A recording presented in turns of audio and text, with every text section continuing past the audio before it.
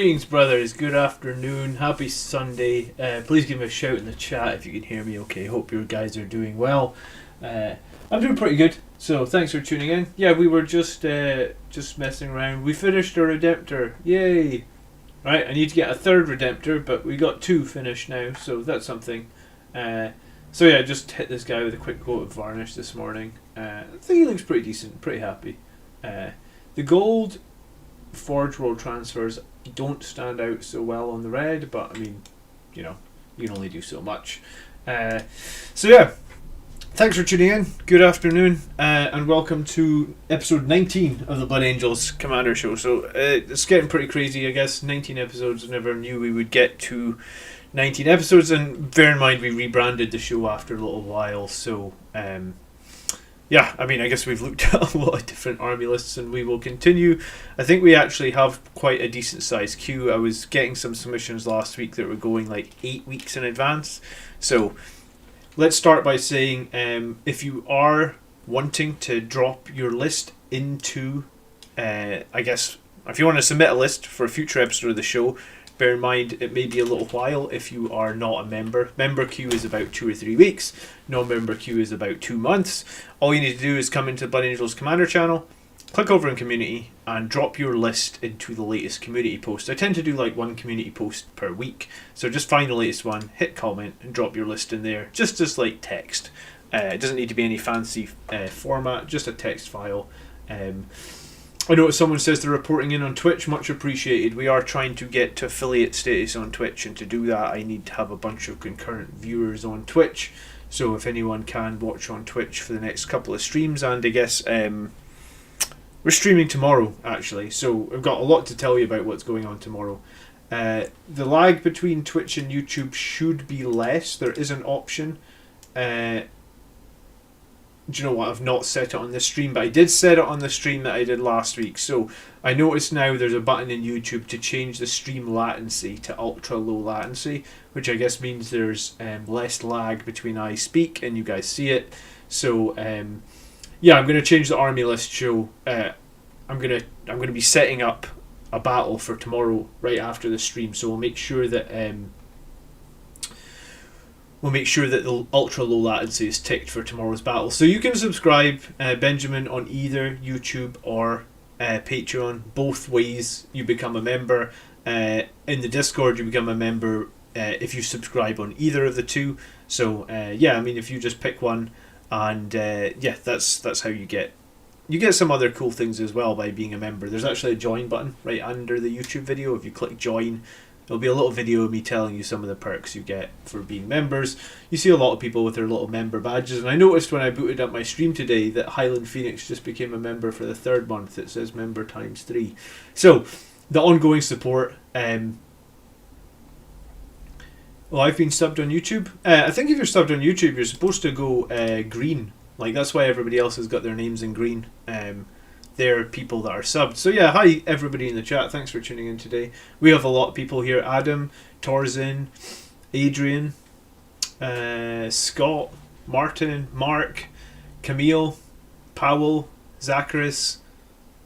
So yeah, awesome. Thanks for tuning in, guys. Hopefully you get some value out of this, and hopefully you enjoyed this week's videos on assassins. I think assassins are actually pretty interesting. I just find it hard to pick an assassin right now because there's so many good choices for Blood Angels, right?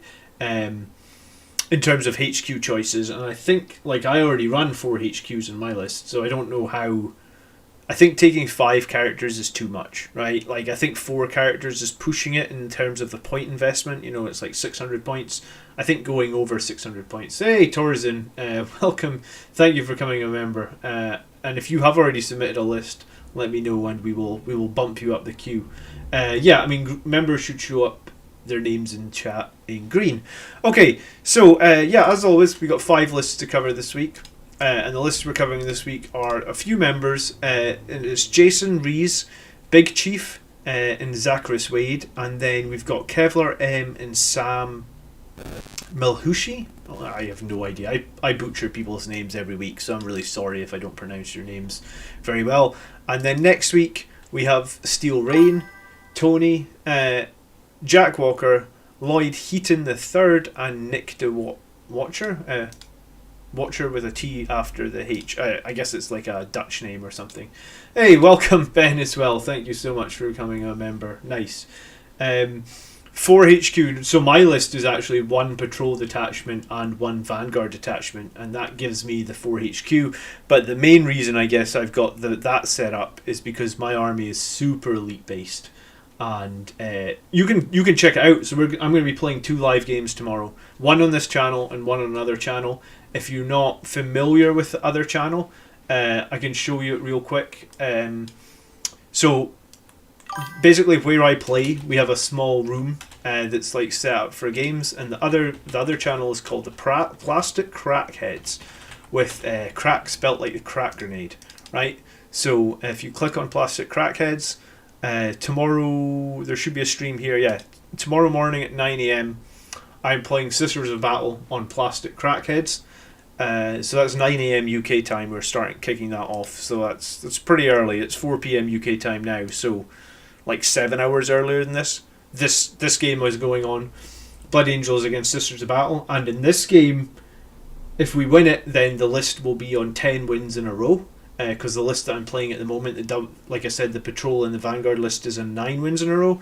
So that's happening at 9 AM, and then tomorrow at 7 PM, so 3 hours ahead of now, I'm actually playing this Death Guard list, and Colin just sent me this Death Guard list across, and I believe it has 16 Terminators in it, and it also has the Foul Blight spawn for that horrific relic that makes it that you don't count as charging if you're within 6 inches of him ever, so you never get your bonus attacks from charging, and you also have to fight last.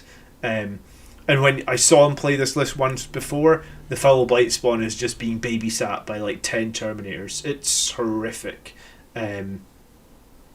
So I guess we have to we have to try and deal with 2 pretty tough lists tomorrow. But if we do, that list that I've been playing will have 11 games in a row wins. I'd be happy to win 1 and lose 1 tomorrow. Like if we can have 10 wins out of the last 11, I'd be pretty happy with that. But I think both games are going to be super tough. And the thing that makes it even tougher is both of them have changed and improved their lists since I fought them, so they know exactly what I'm taking, and they've had time to go away and think about it and try and come up with something that can beat me. So, we should have some cameraman as well. There was a few messages last week about how we had no cameraman, so we should have a cameraman. It should be an entertaining stream, and hopefully we won't be 35 victory points behind in turn 4 this week. So there will no be less squeaky bum time when I was so sure that I wanted to win the game really bad, but when I was 35 victory points behind, I was really thinking no, there's no way we can come back from this. But we did it. We fought to the last man, and this is why I always fight to the very last man. So, cool. And as always in chat, if there's any questions you want to ask, any Blood Angels related questions, just fire them in. And if anyone is tuning into tomorrow night's game on the Blood Angels Commander channel, because that's the Death Guard v Blood Angels Commander game will be tomorrow night on this channel at 7 PM. If anyone's tuning into that game as well, if anyone can watch on Twitch as well, it would be super appreciated, because we just need a few more streams on Twitch with more than 3 concurrent viewers, I think, and we'll hit the average that we need to hit. So anyone watching on Twitch will be great, and it will be an intense game. I'm going to have to kite the shit out of those 10 Terminators. It's going to be so difficult. I guess we're going to have to be really tactical with our deployments, with our screening. I actually don't think I can beat the Terminators in close combat, so I need to kite them and I need to shoot them, and I guess this is why I recommend that Blood Angels players take a good amount of shooting now. Okay. Cool, so let's get into today's first list, and this list is by one of our members, Jason, so appreciate that, Jason, and also hopefully we can instill some value into your list. And I think you had you updated this list a couple of times, so hopefully it's solid now. Alright, I realised I posted the wrong list for next Sunday's show. Here's the list, and here are some thoughts. This is the first time I'm building a list with only 1 OBSEC troop, so I'm eager to see how your Necron match goes. So far, I've been playing my friends who's Ultramarines, but hopefully I'll get to know my new local meta with more people in my area after getting vaccinated. I hate only having 3 Blade Guard veterans. It seems counterproductive not to have a few more wounds in the unit. I'd either like to find the points to add another Blade Guard veteran model or to switch it for something else. For example, I had a second Redemptor, just got my first, and I might drop the 3 Blade Guard veterans and the Eradicators for that, or maybe use Leviathan. I don't know what this word is. I vacillated? I actually have no idea what that word means. It's not a word that I use in my past tense. Okay, so I vacillated on putting, so I guess it's like I thought about putting my utility librarian in Terminator armor or taking a relic pick to buff his defense and foregoing Wings of Sanguinius on him since he's already got a jump pack, null zone and fortress. If I need another CP to start, I would start by dropping the Mastercrafted Relic Blade on the Vanguard Veteran Sergeant and then the Librarian's Dreadnought Iron Resolve. I love Iron Resolve on the Librarian Dreadnought, so maybe we'll keep that. I do think I've got a good amount of shooting in melee now, though, and I have axes listed in the Sanguinary Guard. I'd just as well run all swords on them unless I was facing a lot of Terminators or Gravis units. Yeah, I mean, I guess these Death Guard Terminators that I'm going to be facing with their toughness 5, that's one of the reasons. It's one of the rare situations where you where axes are actually ahead of axes are ahead on the Sanguinary Guard, right, as opposed to swords, but I still think I prefer swords, right? I just think that like swords overall against most matchups are going to be more reliable and do more damage. And we also, at the end of the stream, we'll also put all the... What am I trying to say? At the end of the stream, we'll put all of the army lists into the comments section here on YouTube, so if anyone wants to look at any of these lists and what people have written, you can check them out in the comments section. And then finally, we'll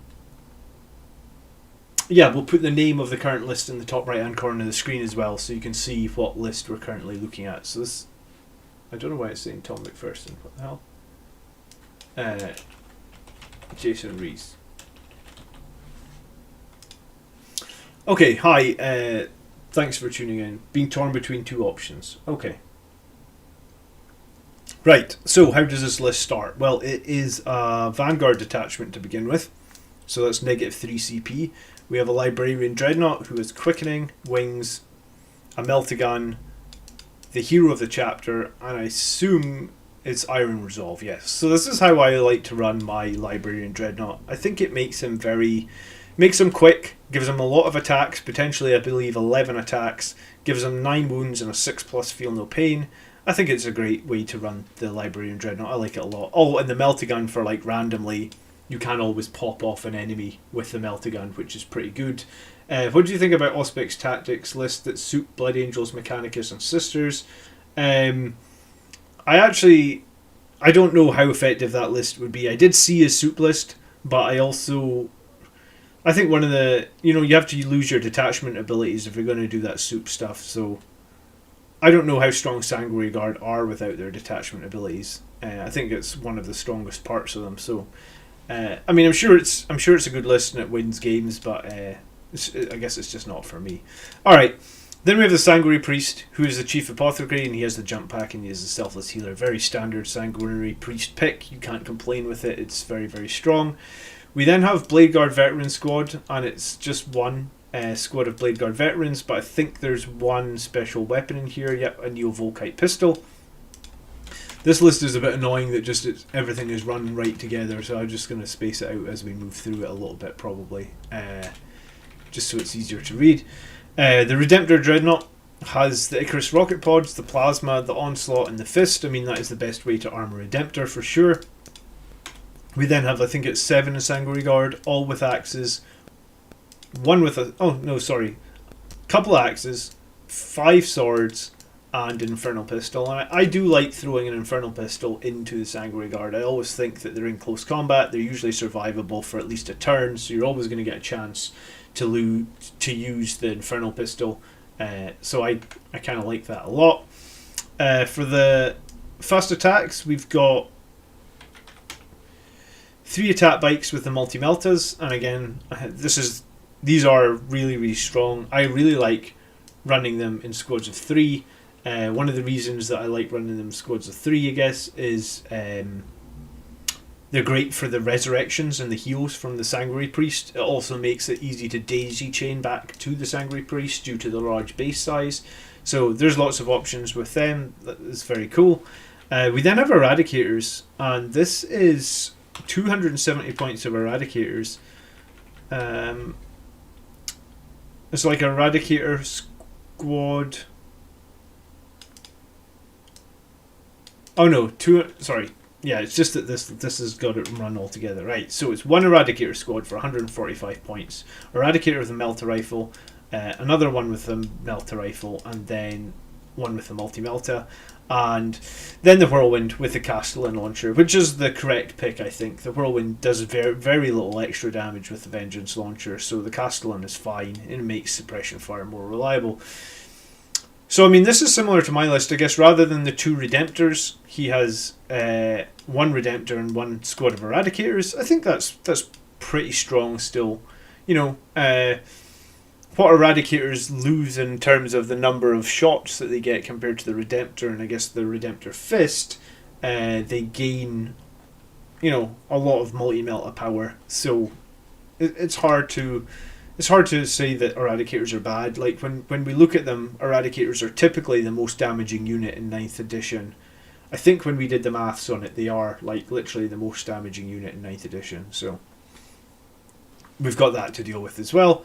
And then in the second detachment, the patrol detachment, we have a relic of the chapter, we have a number of extra relics, we also have Angel's Ascendant, and we start with a captain on a bike, who is Artisan of War, Gift of Foresight, Adamantium Mantle, Angel's Artifice, Infernal Pistol, Thunderhammer. Alright, so this is the exact captain that I recommend, I guess, to use on my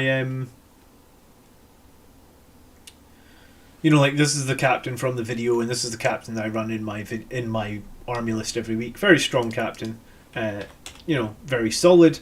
Librarian, Shield of Sanguinius, Wings of Sanguinius, and a Force Sword and a Jump Pack, and the Tomb of Malcador. I'm assuming for a Null Zone. Yep. Okay, so I might actually do this the other way round. You know that I might actually do Psychic Fortress and Null Zone, and then use the Tomb of Malcador to get Wings of Sanguinius.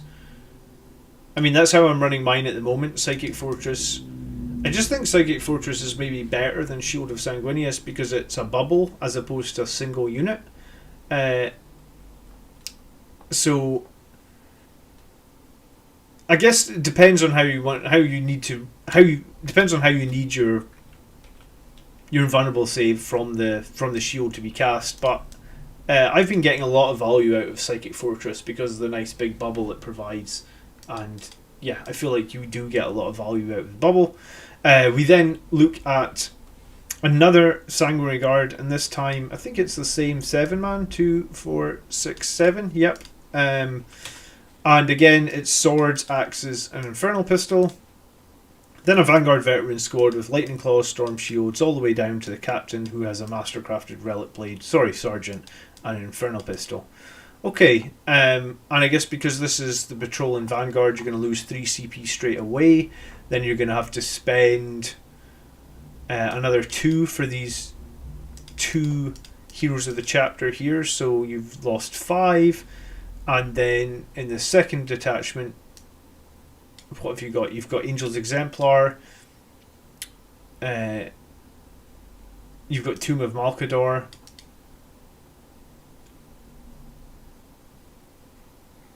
so how many CP is this starting with? Did you put that somewhere? It's like 5 or something.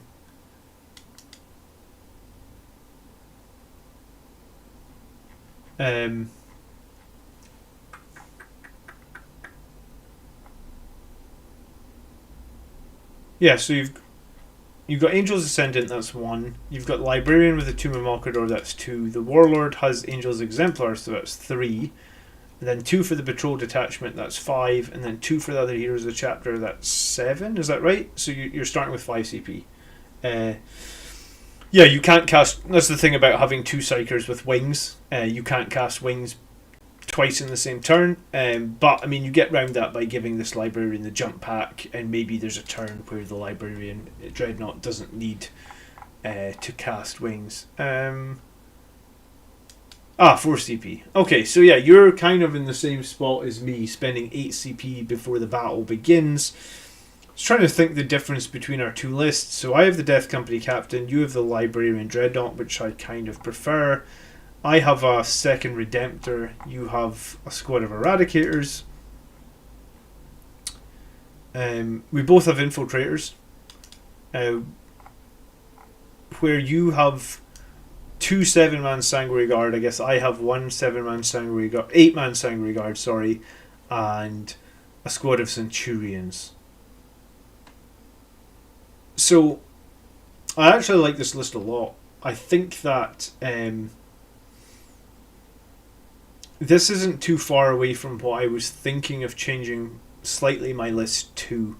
I think I have been humming and hawing about dropping the Centurions for a second squad of Sanguinary Guard or a second squad of Vanguard Veterans, and I've been humming and hawing about dropping Librarian Terminator Armor for a regular Librarian, the Death Company Captain for Librarian Dreadnought. So this isn't exactly what I think my list may change to, but it's like 90% of the way there, right?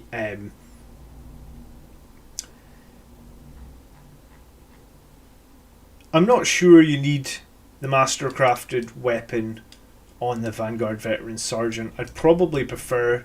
I think starting with 4 CP is a bit limiting. You have to be really, really cautious with your CP spending. So 4 to me feels a little bit limiting. I would probably... I'd probably drop that and just be happy enough. The Infernal... it's going to be hard for the enemy to remove the whole Vanguard Veteran squad in a single turn, and at that point you're going to get to fire the Infernal Pistol off. So I think it's probably okay to drop that.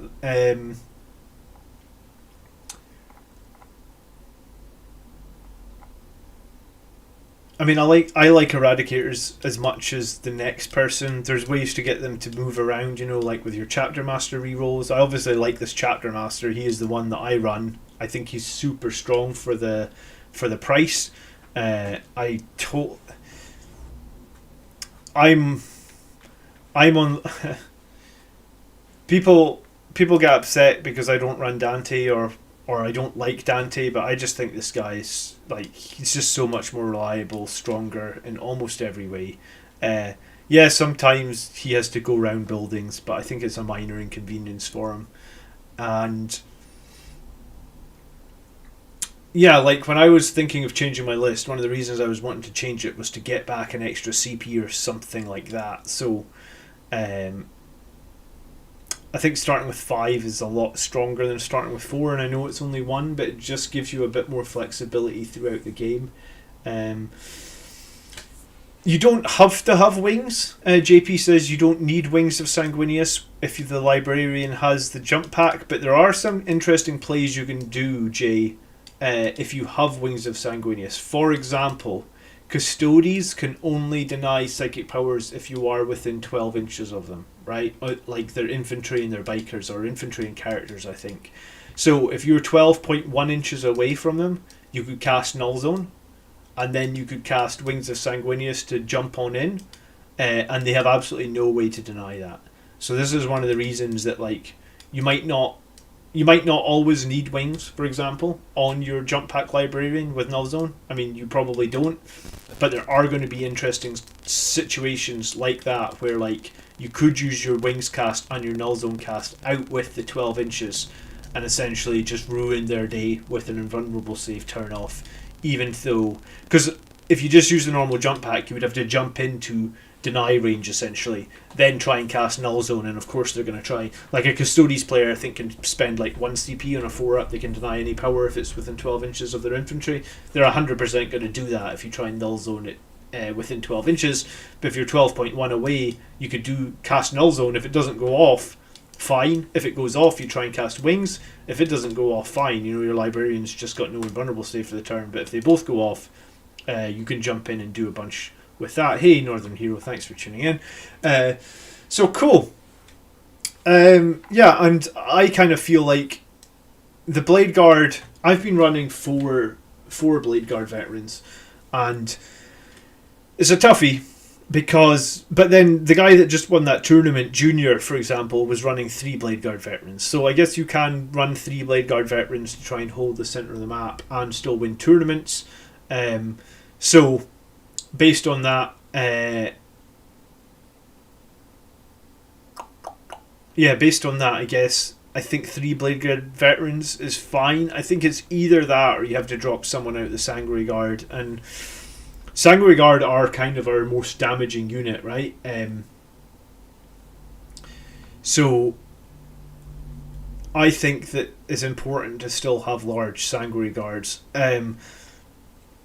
Especially Sanguinary Guard get targeted all the time, right? Enemy players always try and take out the Sanguinary Guard, and in doing so, it's nice to have those larger units so 1 or 2 can survive. You can get the priest in there, you can heal some, you can revive some and keep them going.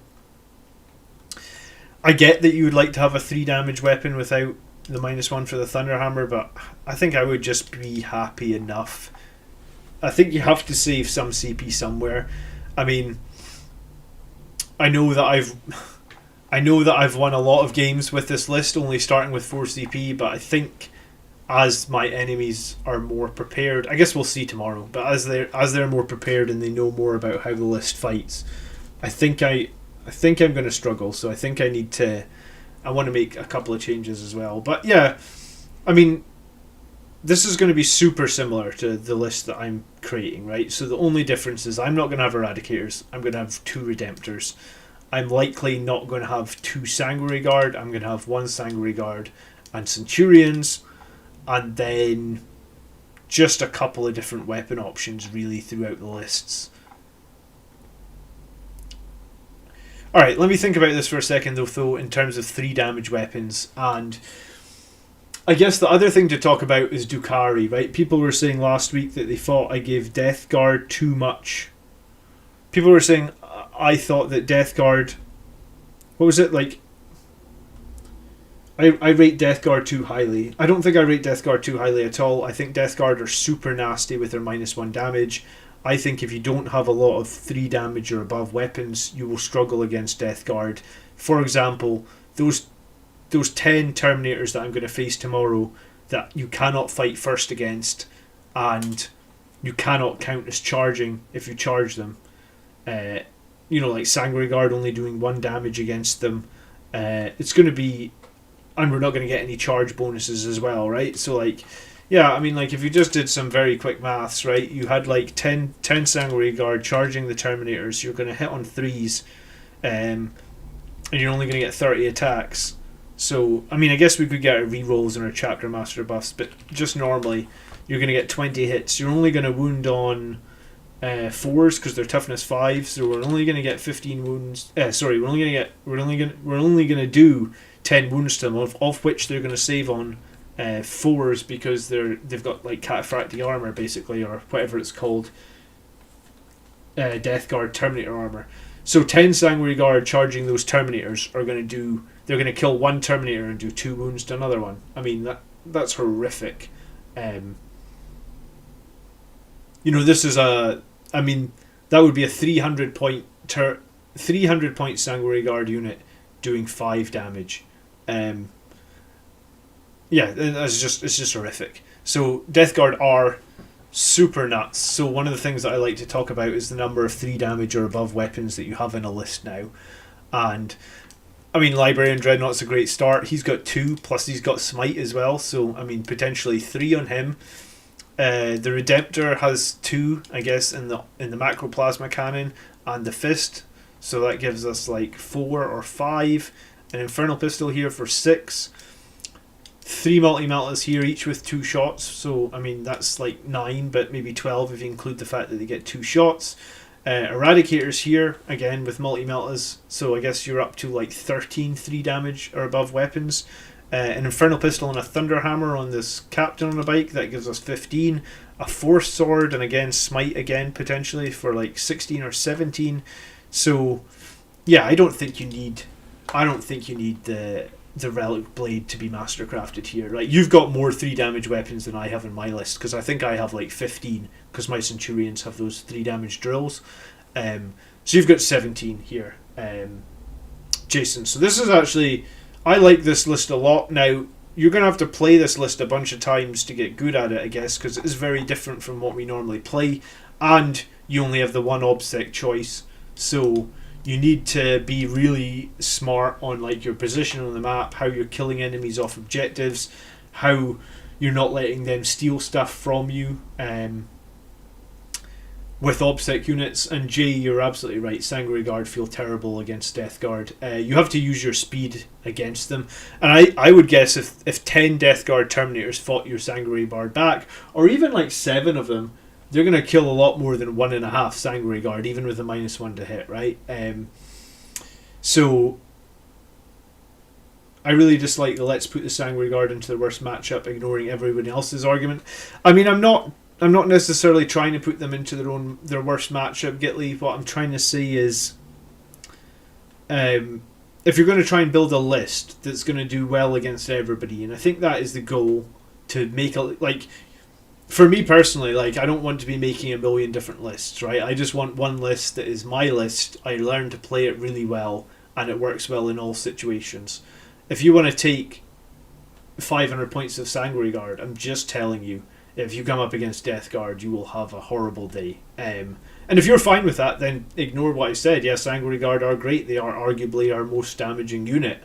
But if you run into a Death Guard player at a tournament, then, and he's got, like, the list I'm fighting tomorrow, he's got 16 Terminators in it. I mean, in your main offense is your Sangre Guard, yeah, I mean, like, good luck, you don't have a chance. And Highland Phoenix and myself actually watched Stephen Box over in Vanguard Tactics play against Death Guard. I think it was live on Tuesday night. You guys can probably see it if you want to check out Vanguard Tactics channel. And Stephen was arguably the number 1 Blood Angels player in the world up until recently, I believe. I mean, I don't know if if he still is, based on like stuff has maybe stopped happening since COVID happened. But I spoke to Steel Rain, and I spoke to Highland about it, and I said, like, I just thought Stephen's list literally didn't have a chance against the Death Guard, right? Like, he had a lot of Death Company, and he had a lot of Incursors, and he had a lot of Sangre Guard, and like, he just didn't have a chance. And it wasn't even like he played badly, it was just like the auras and the survivability and the sort of countering of the Death Guard are huge. I think he basically started giving up in turn 3, and he was like 25-30 victory points behind. So this is why I say, like, Blood Angels need to have a degree of shooting in their list now, and this is why I also say we need a degree of multi-damage weapons, and I think that's going to be echoed as well. Stephen's list was not good. Stephen's list just felt like it was a little bit of an older list, right? Like, I think it was the sort of list I was playing at the start of 9th edition, and I was losing games on left, right and centre and thinking, like, why am I losing? These are my best units. And it's like, I think Blood Angels, we've had to change a little bit how we play. Like, we can't just be all melee anymore.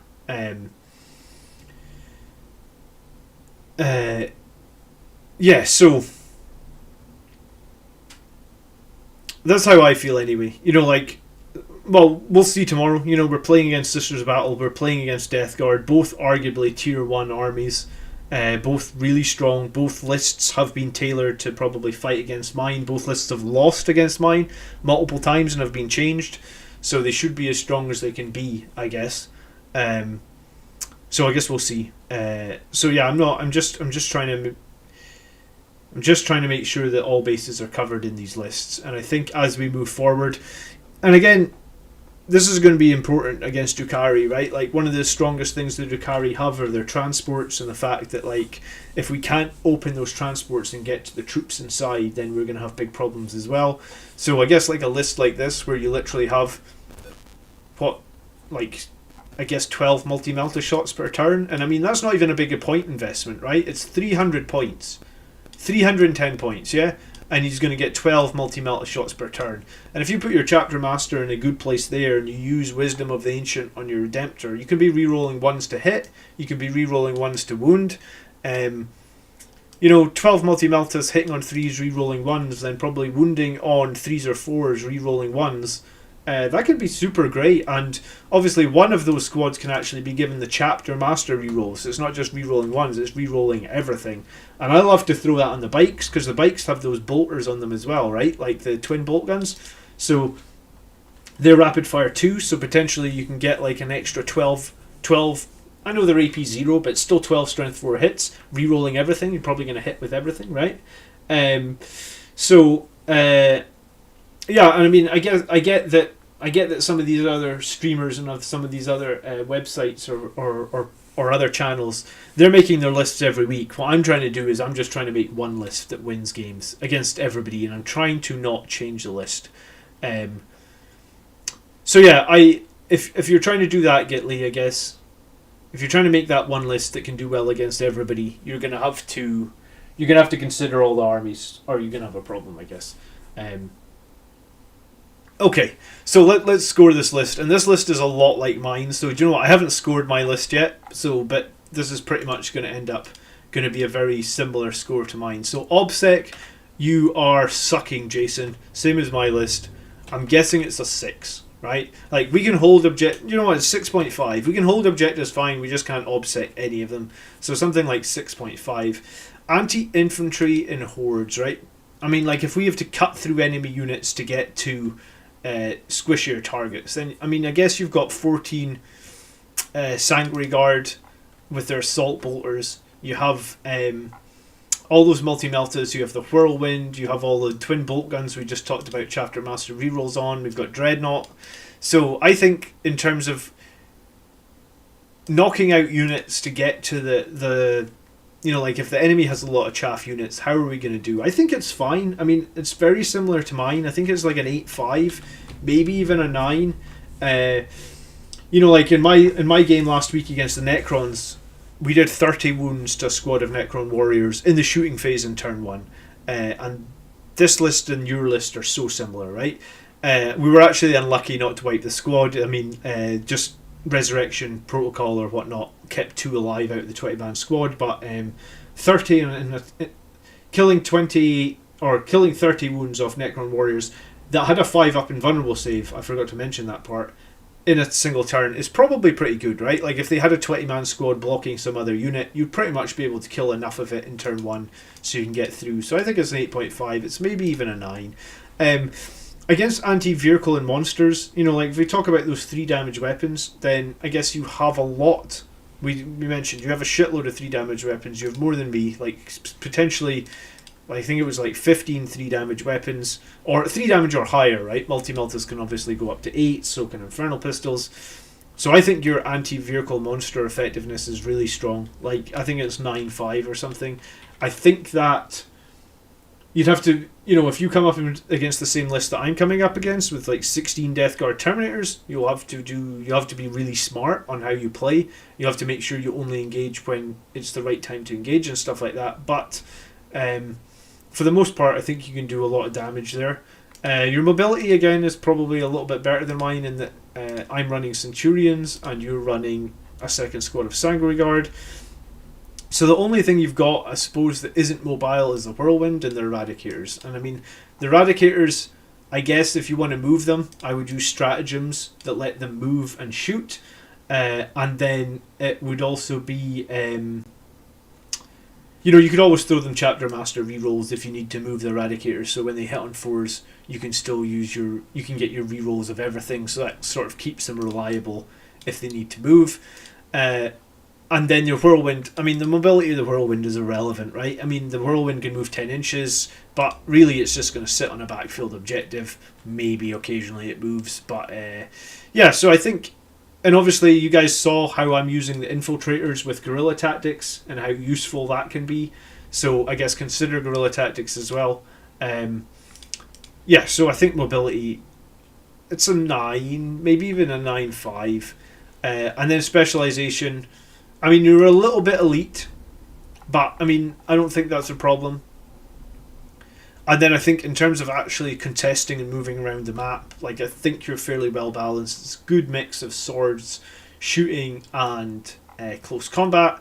You obviously have 2 Psychers in there again, which is possibly a little better than mine. So I actually think your specialization is like spot on. So I think it's like a 9-5. So I actually think this is a great list. I would run this list pretty much as is. The only caveat, I guess, is the same issue I have, where you don't have a lot of OBSEC, and I guess if you are going to run in against Death Guard, then you just need to make sure that... I mean, I'll say right now that, like, in the game against Death Guard tomorrow, there's very, very little chance of me ever charging that 10-man squad of Terminators until I can whittle it down with firepower. And I think that's one of the things that we need to do now in certain matchups, right? We have to use our firepower effectively. So Terminators are slow, 5-inch move.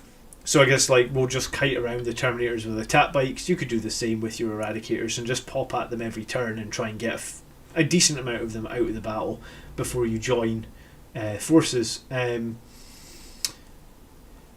Let me see what... So if anyone in the chat wants to score Jason, I'm saying like 43.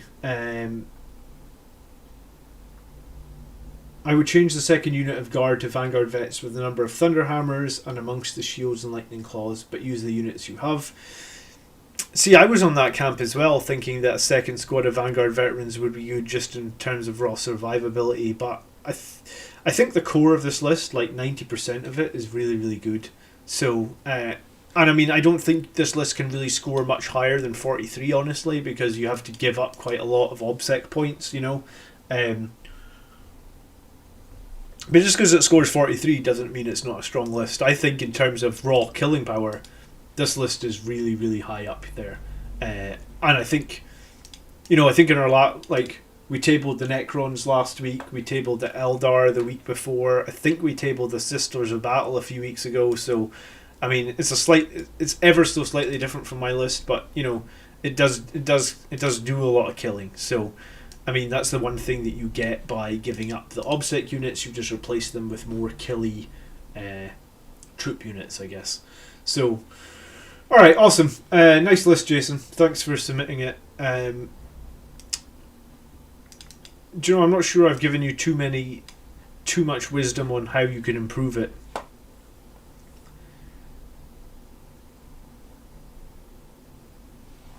But, I mean, it's so close to my list, I think that you probably just need to try it, and very small tweaks is going to be the way forward. Hey Trek, thanks for following. Yeah, I mean, very small tweaks. And like one of the tweaks I was thinking, obviously, was dropping the Centurions, bringing maybe like a Tartos Terminator squad with Lightning Claws.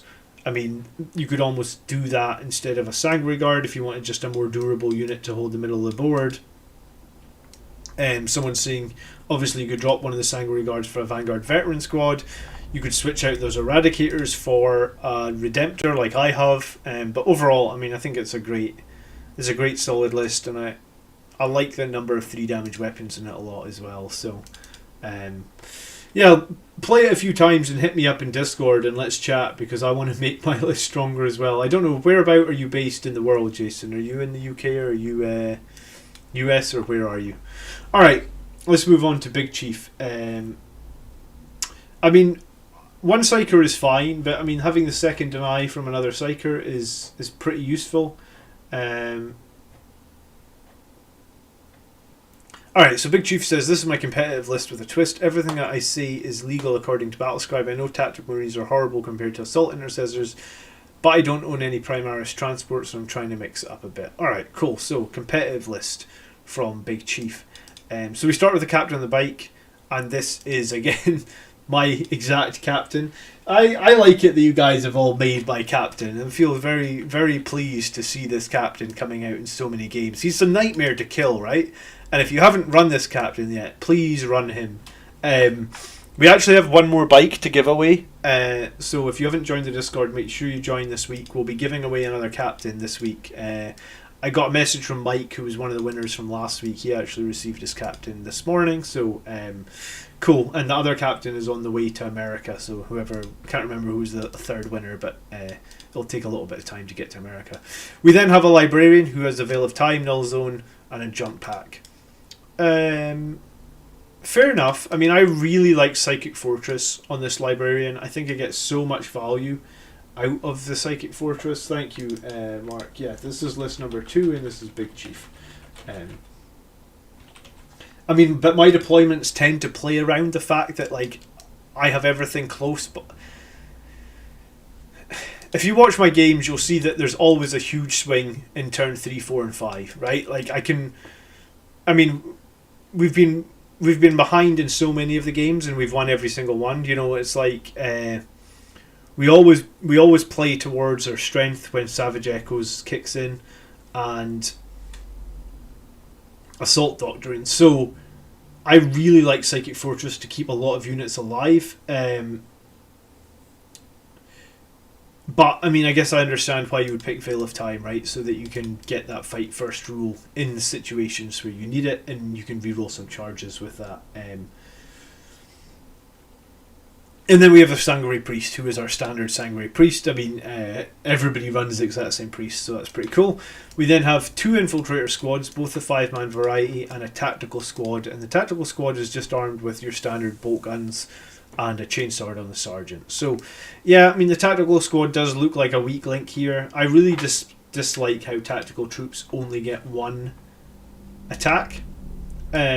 So if you do want to run the Tactical squad, I'd probably just try and drop it down to 5-man, unless there's something here that I'm not seeing. But I would spend the points elsewhere, because bolt guns don't do much damage these days. You know, the amount of times you shoot AP0 guns and do nothing is pretty high, I guess. And yeah, I mean, two Marines that could be maybe added. Like, I guess if you could drop 2 Marines, you could instantly add 1 Sangre Guard. So I guess that's one of the reasons to do it, I guess. We then have a Sangre Guard at 7-man, swords and axes, which is fine, a good mix. We have the Terminator Assault Squad with Thunderhammers and Storm Shields, and we have 2 with Lightning Claws. Alright, so this is actually like a 7-man Terminator Assault Squad, interesting. And then we have the Vanguard Veterans with jump packs, and it's 6, and it's all Lightning Claws and the Storm Shields. And this list actually has 2 extra points. So one of the first things I would do here, Big Chief, is I would drop that Storm Shield on the Sergeant and give him an Infernal Pistol. That's only going to cost you 1 point, because you've already paid 4 for the Storm Shield, so just pay the 1 more and get the Infernal Pistol, which costs 5. And you're not typically going to need to take saves on your Sergeant until you've lost everyone else, and at that point, if he's the only one left in the squad, he either just dies because he doesn't have the Storm Shield, or he survives and gets some extra pop shots off with the Infernal Pistol. So, something to consider. We then have Eradicators, and they're armed with the standard Melta rifles. And then we have a Land Raider Crusader with the Multi-Melta. Okay, wow. And I guess all the Terminators would fit inside the Crusader as well, actually, because the Crusader fits 16 models, and we have 7 Terminators, so that would be counted as 14 models. Yeah, okay, so that's pretty interesting. I haven't run a Land Raider since the very, very beginning of 9th edition, and it's a little bit risky. I feel like if you don't get that first turn, it's risky, but I mean, if you do get first turn and you manage to fire forward 10 inches and you manage to turn and it stays alive, I guess through smoke screen or something, and in turn 2 you pop out all those Terminators, it could definitely be pretty damaging. And then you have a Rhino, and I guess that's why you said the Rhino for the Tactical Marines. So it's quite a different list from what we normally see. I mean, it still has 3 strong elite choices here. It has the 2 Infiltrators, I guess, for screening, a Tactical Squad and a Rhino to maybe try and push something off another objective, or at least obsec it. Eradicators, and 3 pretty decent HQs. So I can understand the list, and I think it's decent. I just draw a question mark around the Crusader. I mean, a Land Raider Crusader is toughness 8 with a 2+ save, I guess. I mean, I just talked a minute ago about what did I say? Like how I felt there was a lot of value in Psychic Fortress, and like now that I've seen this list, I feel, or seen the rest of the list, I actually think even more so the Psychic Fortress would be important. Like being able to keep that Crusader alive with giving it a 5+ invulnerable save may be really, really key, especially in turn 1, I guess. So many people are running multi-meltas and stuff now. It might be the difference between it living and dying, so I would probably try and take that. And if you really want to hold on to Veil of Time, then I would give your librarian the Tomb of Malkador relic, which you could do, which would give him another power, right? So you could spend 1 CP here for the Tome of Malkador. I always call it Tomb, sorry. So the Tome of Malkador would give him another power, which could be the Psychic Fortress, or Shield of Sanguinius. Shield of Sanguinius would let you invulnerable save the Land Raider from a distance, so that would be cool. Or, like we talked about here, get rid of a couple of tactical marines, and then you could make him the Chief Librarian, and you could get up to 4 powers, essentially, right? I think Chief Librarian costs 25 points. I don't remember precisely off the top of my head how many points that costs, but it's something like that. So you would be able to do that by dropping the couple of extra tactical marines here. Buy and use Void Shield generators for a 5+ early doors if you wish. I don't even know what Void Shield generators are. Mark. Tome, yes, finally. Sorry, my English is generally pretty bad. In Scotland we speak a lot in slang, so although English is like kind of our first language, it's not really, we don't speak proper English here. It's all slang. Okay. One thing I'm thinking is 3 damage weapons. We have the multi-meltas, we have the eradicators, we have these thunderhammers, so that gives us 8. We have an infernal pistol here, that gives us 9. We have an infernal pistol on our captain, that gives us 10. 4 sword, potentially 11. So I actually, when I first looked at this list, I thought like, oh, it doesn't have very many 3 damage weapons, but it has 11, so that's pretty decent actually. I wonder though if you'd be better just like losing this Rhino in the tactical squad for the future, and just like if you found a squad of incursors, let's say on eBay, because I found some incursors on eBay for 105 points, you'd free up like 44 plus. You'd have 124 points to play with. Now you could do a lot with 124 points actually in this list. We just did a video on assassins. You could take an assassin. They're definitely interesting. We could take a couple of attack bikes. That's 110 points. We talked about attack bikes being really mobile and useful around the chapter master. You could even, 124 points, you're 1 point away from getting a whirlwind, and then at that point, if you take the whirlwind, you can have him sit on the backfield objective. You can screen your whole deployment zone with other 2 infiltrator squads. So yeah, there's a decent few options here. And I mean, there may even be a decent option on this librarian if you did make him the Chief Librarian, giving him that Psychic Mastery to give +1 to all his casts is actually pretty good as well. It's an unaligned fortification that creates a 5++ 12-inch bubble for 200 points. Geez, 200 points? Okay, yeah, maybe not 200 points. I guess it got debuffed, did it? Yeah, because the Derodeo used to have a bubble like that. I think this is one of the reasons I think Psychic Fortress is so strong, right? I cast Psychic Fortress pretty much.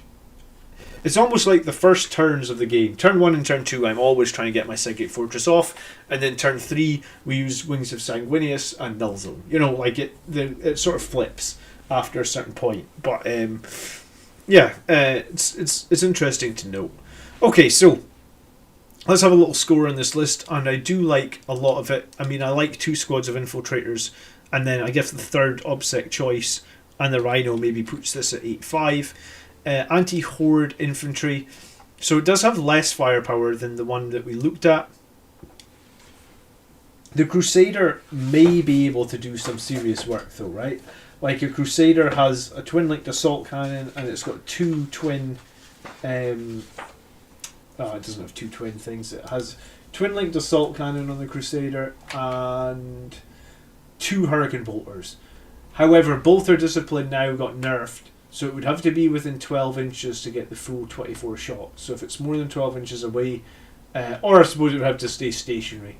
If it's more than 12 inches away, it's only going to be 12. So heavy 12 assault cannon, 12 rapid fire bolter, and then a multi-melta on there just for extra target priority or extra... like slapping a multi-melta on there makes it even more of a bullet magnet than it was before, I guess. So I'm a little bit worried about the Crusader, but some armies might not be able to deal with the toughness 8 2+ save, but some armies just may be able to pop rid of it at the beginning of the turn. So I really like the idea of the Terminator Librarian with wing on Tomb. Yeah, I run that every game, Gary. I was thinking of changing it to an actual regular Librarian, but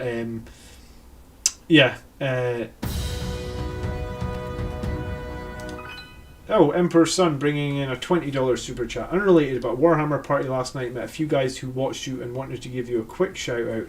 Here's to you and some new friends from I think that's Albuquerque. So it's like New Mexico. I hope I'm guessing right. EBQ. I actually don't know American states all that well, but Emperor's Son, thank you so much for the $20. That's very kind of you.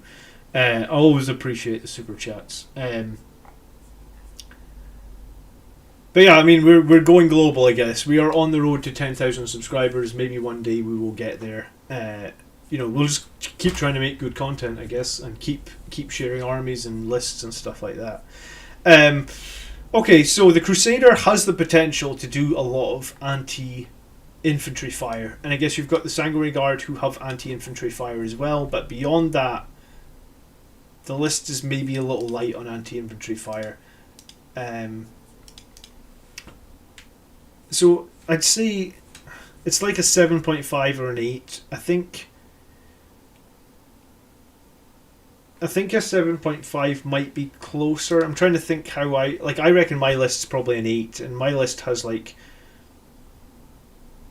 a Whirlwind, an Onslaught Cannon, 2 heavy plasma cannons, assault launchers, basically 4 Storm Bolters, and then the Sanguinary Guard bolter. What did we rate the last list? Because it's about the same. Yeah, let's say it's an 8 then. Some of these are sometimes quite tough. 2 infiltrator squads. The problem with infiltrators, I guess, is they don't tend to do a lot of damage. The only reason I know Albuquerque is in New Mexico is from Breaking Bad, right? I think everybody's watched that show. I kind of was sad when that show ended. I keep wishing that they'd just bring it back. Okay. For the first time, I've lost hope in Stephen at Vanguard Tactics. You are only Hope Blood Angels commander. I don't think I've lost hope in Stephen, but I guess Stephen, and I still think Stephen's an amazing player at Blood Angels. I just think that I don't think Blood Angels can be run how he wants to run them anymore. You can't run them as only melee troops. You have to have the balance of shooting. I just don't think it works. And yeah, on their stream on Vanguard Tactics, they were saying if you start including Redemptors or attack bikes with multi-meltas, are you even Blood Angels? And I was like, yes, we still are. We're just, we're Codex compliant now. Of course we still are. Gabriel Cantus, thank you so much for subscribing over on Twitch. So of course we still are Blood Angels, but I think the meta has just moved on a bit, and we need to change what we're doing if we want to be highly competitive. Watch Better Call Saul. Do you know what? I have actually watched the first couple of seasons of that. I need to catch up on it on Netflix. Does Walter White make an appearance, Ahsoka? Because that's my main. That was what I want to know. If Walter White's in it, I'll tell my wife tonight. Right, we've got to watch Better Call Saul. Right, and then anti-monster in this list. So we've got the melta-guns. We've got a multi-melta on the buggy. We do have like 11 3-damage weapons. I think it's strong. I mean, it's not as strong as the last one, but I think it's decent. So we'll say like a 9. Mobility, again, is generally pretty good in this one. Like, the Terminators aren't mobile, but they're in the Crusader, I assume. The Tactical Squad aren't mobile, but they're in the Rhino. And then everything else is very mobile. So I think the mobility is maybe just a slight tad off the last one, and that's just because the last one, the jump packs, you don't need the transports. So you get a little bit better from that. And then specialization, I don't think this list is too specialized at all. I do not like the Tactical Squad, but that's just because I think bolters and even storm bolters are generally pretty weak this edition, and I think Tactical Marines only having one attack is it's shitty. Like, there's no other way to say it. It's shitty. So I would, we'll score you down like half a point for having these Tactical Marines, but I think if you replace the Tactical Marines and quote unquote maybe the Rhino, either with Incursor, I would probably do like an Incursors and a Whirlwind, because then Incursors give you that ability to have even more concealed positions and map control at the beginning of the game, and then the Whirlwind, we know that the Whirlwind provides huge value with suppression fire. We win games and we get great high value kills in almost every game by bringing that Whirlwind.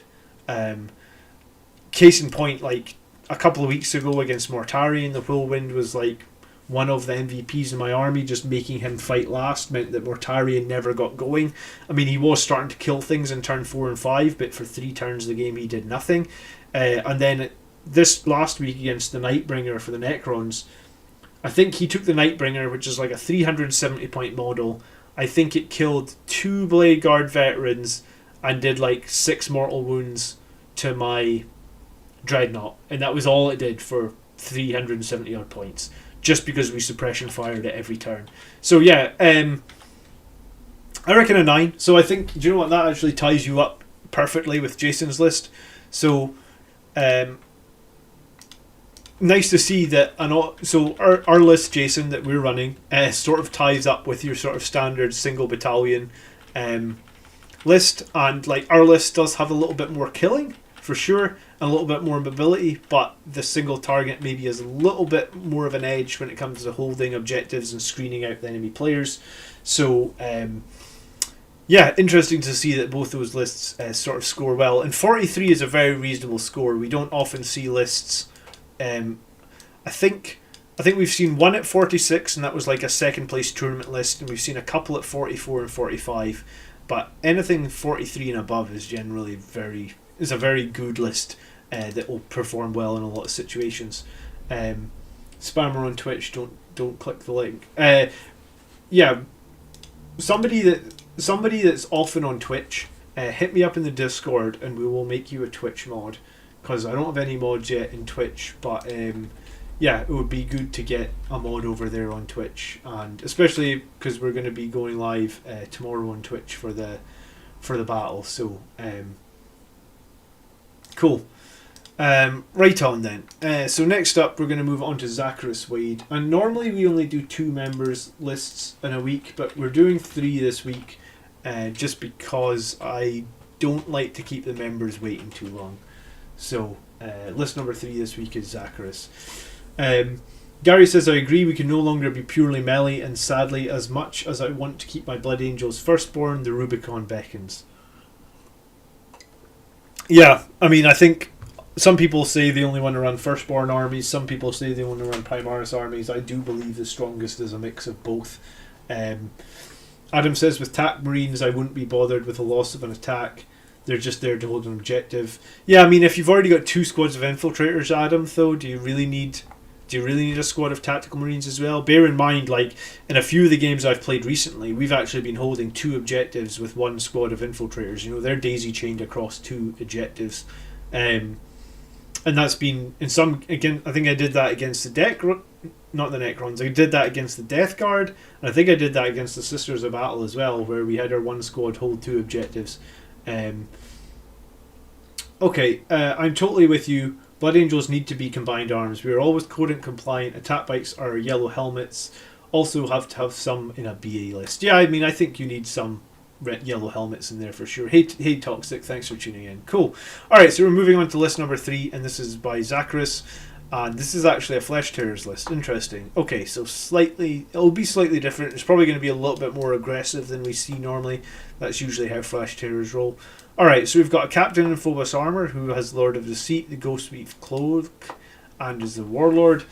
I know the Lord of Deceit lets you do some redeploying. Hey Shooters, thanks for following. Much appreciated. I know that the...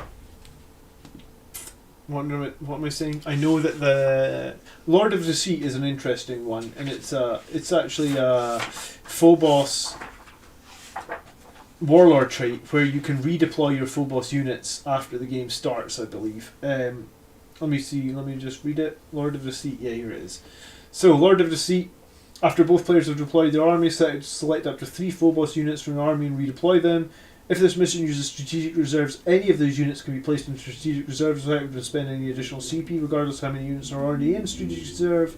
If both players have abilities that redeploy, roll off. The winner chooses who redeploys their units first. So, if you're running multiple Phobos units, which he has here, and Incursor and 2 Infiltrator squads, then this can be generally pretty useful. The Ghostweave Cloak, I'm guessing, is some sort of relic that Phobos use, but I don't think I've ever run the Ghostweave Cloak. Okay, so it's a model with a camo cloak only. Each time the bearer makes a normal move, advances or falls back, it can move across models if they were not there. Each time an attack is made against the bearer, subtract 1. Okay, so interesting. A captain that can move through units, and then is -1 to hit. I'm not sure I feel there's a huge amount of value in that, but maybe I'm missing something. Because he is just a Phobos captain, so like... I think he has like a knife. I don't run the Phobos captain myself that often because I tend not to run shooting characters, but I do remember looking at the Phobos captain a little while ago and thinking he does have some sort of knife. Yeah, so the Phobos captain just has a combat knife. So each time he makes an attack, he makes an additional attack with his knife, and he does have 5 attacks. So I guess he does get 6 attacks. So he can do a little bit of combat, and I guess because he's a Flesh Tearer, rolls of 6 will add -1 so to the AP, so I guess he can do some average-ish combat. The Lord of the Sea, I guess, is much more about tactical positioning of your units, as opposed to maybe doing much damage. Okay. Can you hold more than one objective with a single unit? I think the verdict on that is yes, you can hold more than one.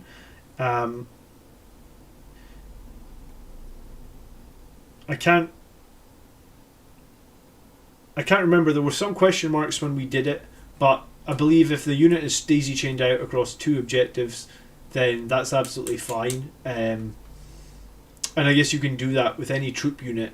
And if it's a troop unit of 5, I mean, I think you need to have at least 5 models to do it, so that you can basically space them across 5 different, 2 inches, 1 model, 2 inches, etc., etc. And yeah, I think actually that's Mark answering. Yes, so it needs to be a unit. It can't be a single model. So you can't have a giant model that goes across 2 units. 2 objectives, but you could have a single like troop choice that has enough models in it that they can daisy chain out across 2 objectives. We then have a librarian in Phobos armor who is the Veil of Time and the Psychic Fortress. I don't think you. Oh, I was going to say I don't think you can pick this, but yeah, I mean I guess that the Phobos librarian can do either. He can do either of the 2. Obscuration. No. Am I wrong here? Maybe someone can correct me. Librarian in Phobos armor. This model can attempt to manifest 2 powers, deny 1 power, and no smite, and 2 powers from the obscuration. So it doesn't know any of the powers from the librarius. So I actually think this is invalid, Zacharis, unless I'm missing something. Someone in chat hopefully can correct me.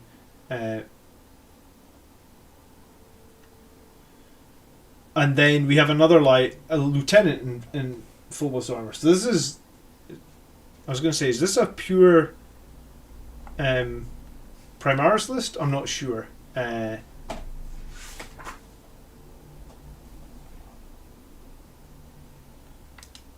And then it's so it's a lieutenant in Phobos armor. I actually have no idea what the lieutenant. Is the lieutenant in Phobos armor the one that has the knife?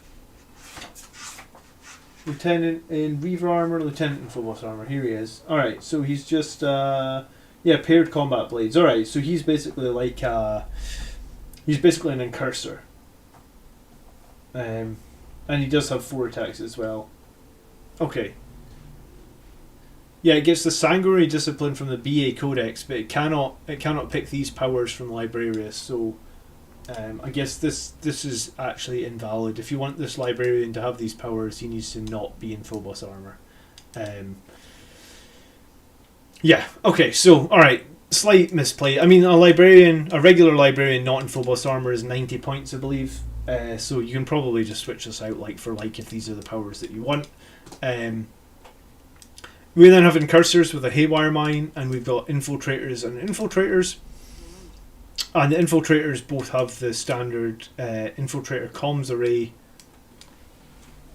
And a lot of different picks from the norm here. Infiltrator comms array is when they basically gain tactical precision from the captain, even if they're not within range. But I think by taking the comms array, they lose. No, they.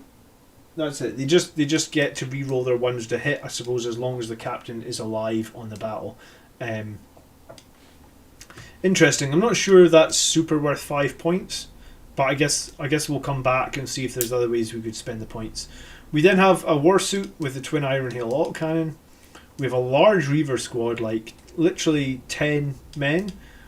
And these are just like a deep striking Reaver squad with combat knives. So while they get a ton of attacks, they are AP 0. So again, they can get some AP because they're Flesh Tearers when they roll 6s. But overall, I actually don't think Reavers look great. But in terms of like raw damage output, I actually think they're a little bit lackluster. I have 10 of them, and I haven't run them a single time in 9th edition, or maybe one time. And I mean, I guess they do have a couple of interesting strategies, like shot grenades and stuff, but I don't know if I feel like it's really worth it. So then you've got the Reavers. We have 2 suppressor squads with accelerator autocannons, so I guess we'll be able to stop a lot of infantry-based Overwatch, which is pretty useful. Does the comms array let them reroll? Oh, it lets them reroll both the hits and the wounds. Okay. I guess because you're running the 2 of them, the lieutenant and the captain, that's interesting. But infiltrators again, they're strength 4, 0 AP weapons. So I guess you have to decide on how much value you think there actually is in that. Like every turn in my games, I shoot a shitload of strength 4 AP 0 weapons, and it's like 1 in 10 does a wound or something like that, or maybe not does a wound. 1 in 10 it feels like I do a damage. I don't rate strength 4 0 AP weapons at all. I think in fact a lot of the times my infiltrators don't even shoot their guns. They just bounce around the map doing objectives. So I guess you have to consider how important you think that is. Oh well, I mean, if you've removed the Reavers or replaced them, cool. I think the Reavers I would probably look to replace with like. I don't think you've got any Sanguinary Guard here, and like we've talked a few times, Sanguinary Guard are our most damaging unit in terms of like just raw damage output in most situations, and they are also difficult to kill in close combat because they're -1 to hit. So I would I'd probably look like 220 points, that's 7 Sanguinary Guard with a couple of special weapons, so that's probably where I would go there. The first turn determines a lot how the rest of the game is going to go. I mean, I don't think first turn is as big a deal as it used to be, right? Especially now that they made it that you cannot choose who goes first, right? You just roll off and whoever wins goes first. it's, I think it's a tough choice, but I don't think there's. I think the change they made so that player 2 scoring their objectives at the end of their turn is actually pretty dope. It makes like the last turn of the game like a lot more tactical, and also a good chance to like make some nice scoring in that last turn. So it's interesting. We then have eliminators, and I suppose if the eliminators are going to hang out next to the captain or something, then that, or the lieutenant as well, that would be good. But my experience with eliminators is that they're kind of weak. 3-man squads tend to not kill that much. They have been buffed since I was using them. I believe they're now all BS2. I think when I was using them they were BS3, but they're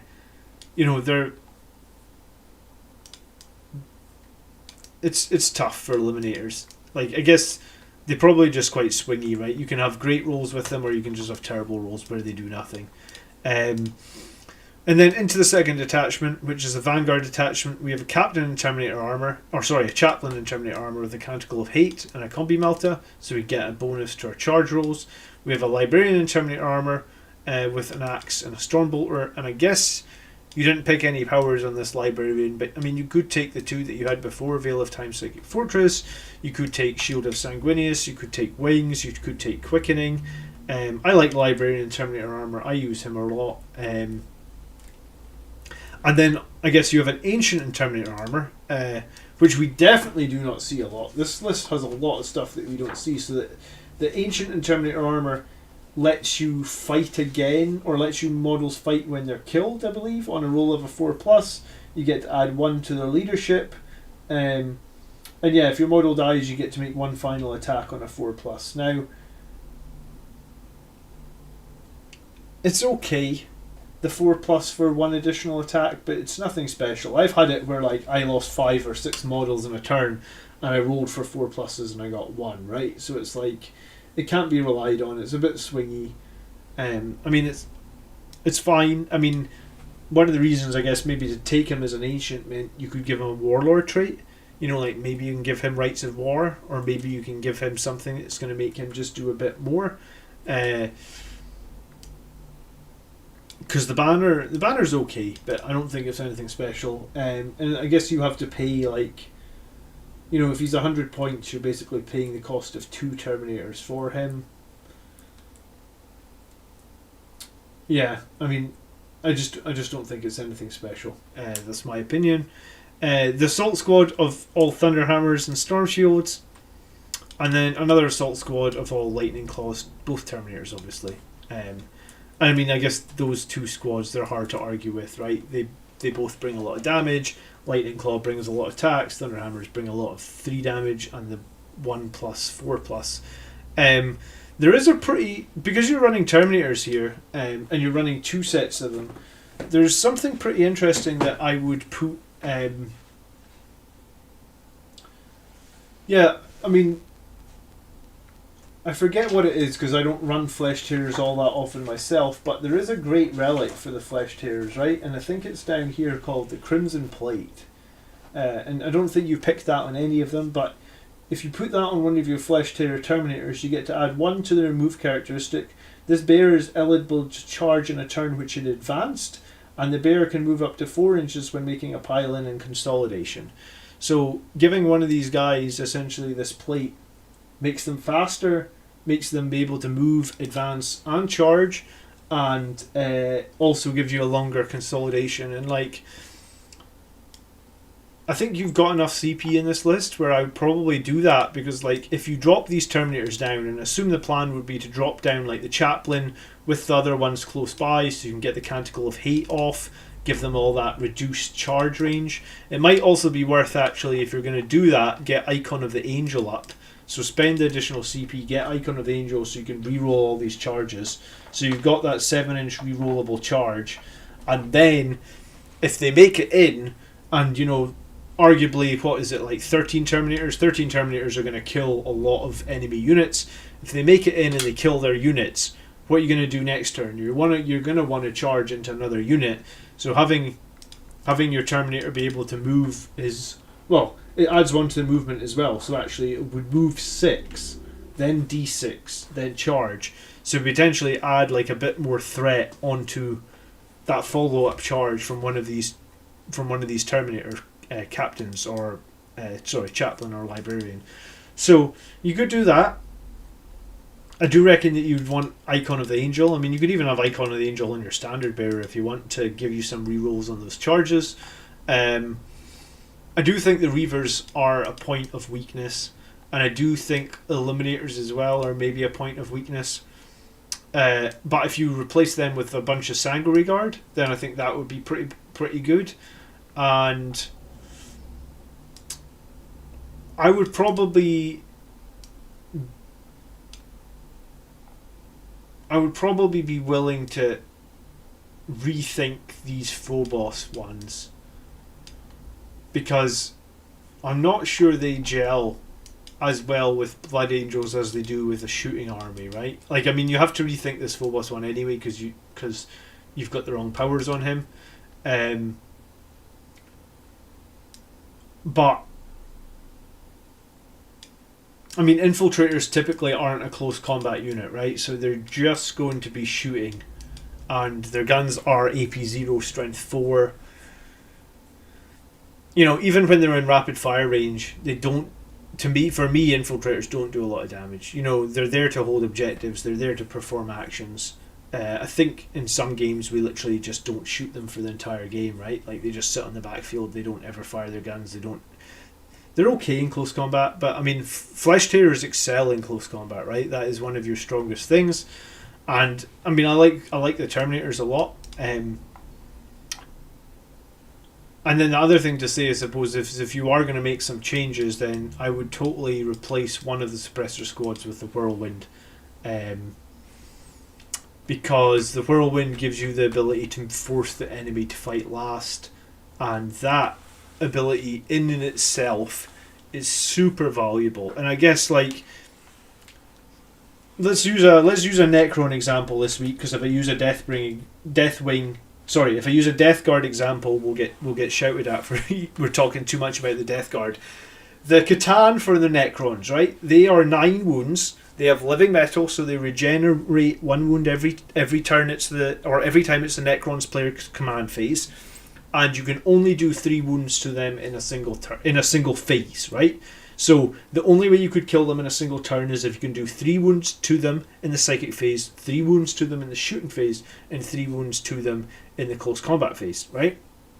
And my army cannot do that to Necrons, for example. I only am running 1 Psyker, and I'm smiting, and I can only smite the closest visible target, so it's difficult for me to even get that Necron Catan to be the closest enemy for my Psyker. So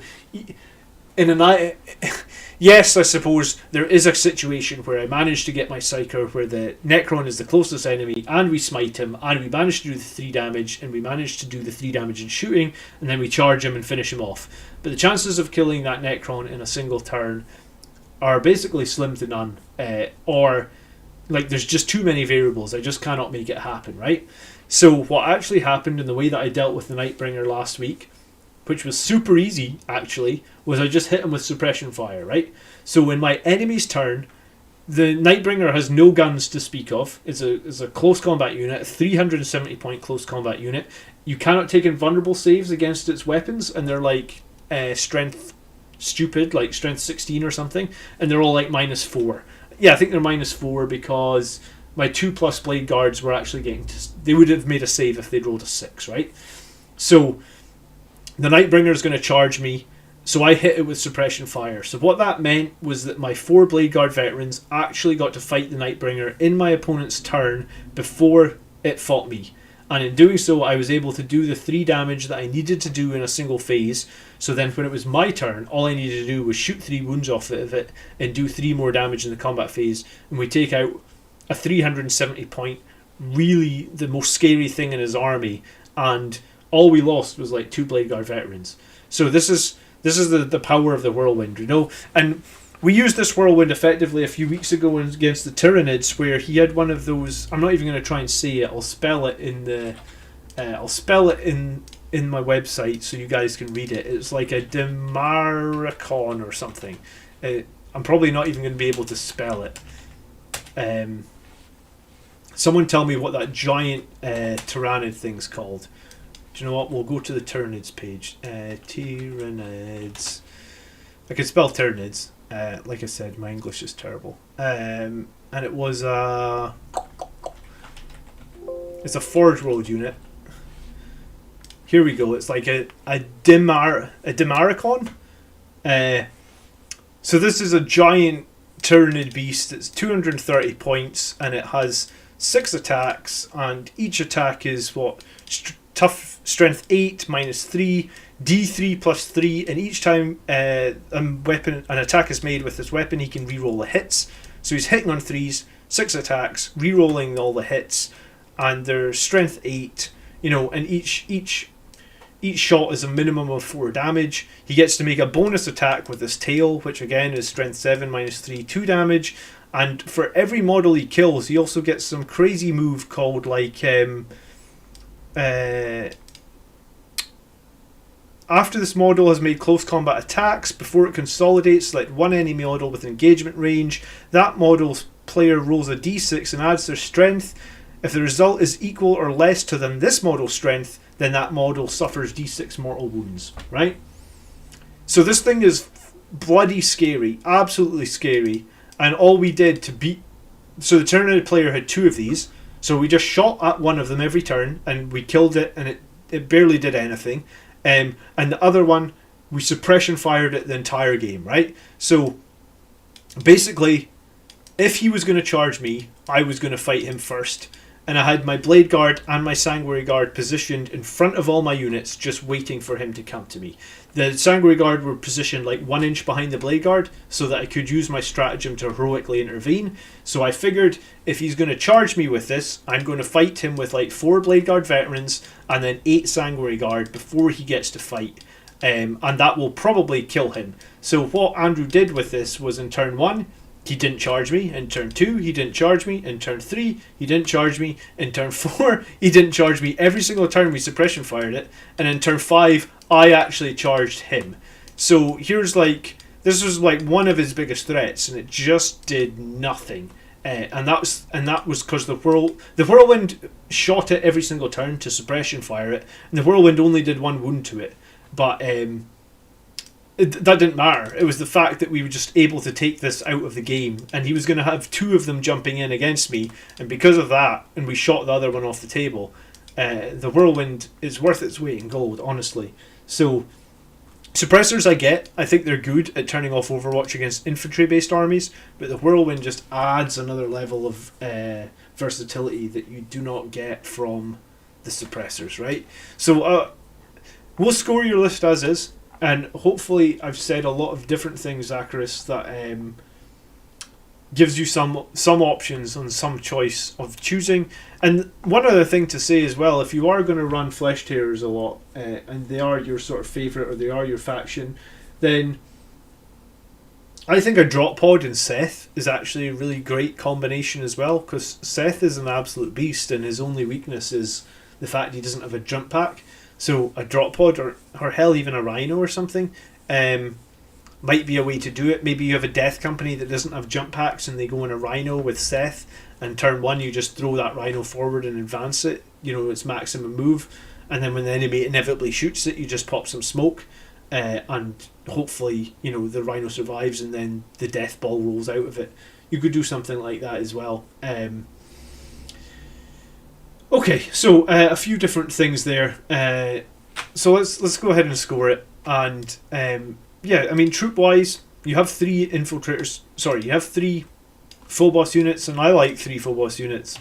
I think in terms of controlling the map, they're amazing. They just don't bring a lot of damage, so I don't know if I would focus my characters on trying to make them bring damage. I would just assume that these guys can hold the map and let them do that, Okay, anti-infantry horde. I guess you've got a few things that could help against those. The suppressors, the war suit. The eliminators do have some rounds that would be useful against horde-based targets. And you said that you were thinking of replacing the Reavers. But yeah, I guess right now you're probably at a 7, maybe a 7.5 for anti-horde. I mean, you do have 18 2 damage autocannon shots. So, I mean, that's pretty decent. I guess you've got autocannons here as well. Yeah, we'll go with 7.5. It's decent. It's.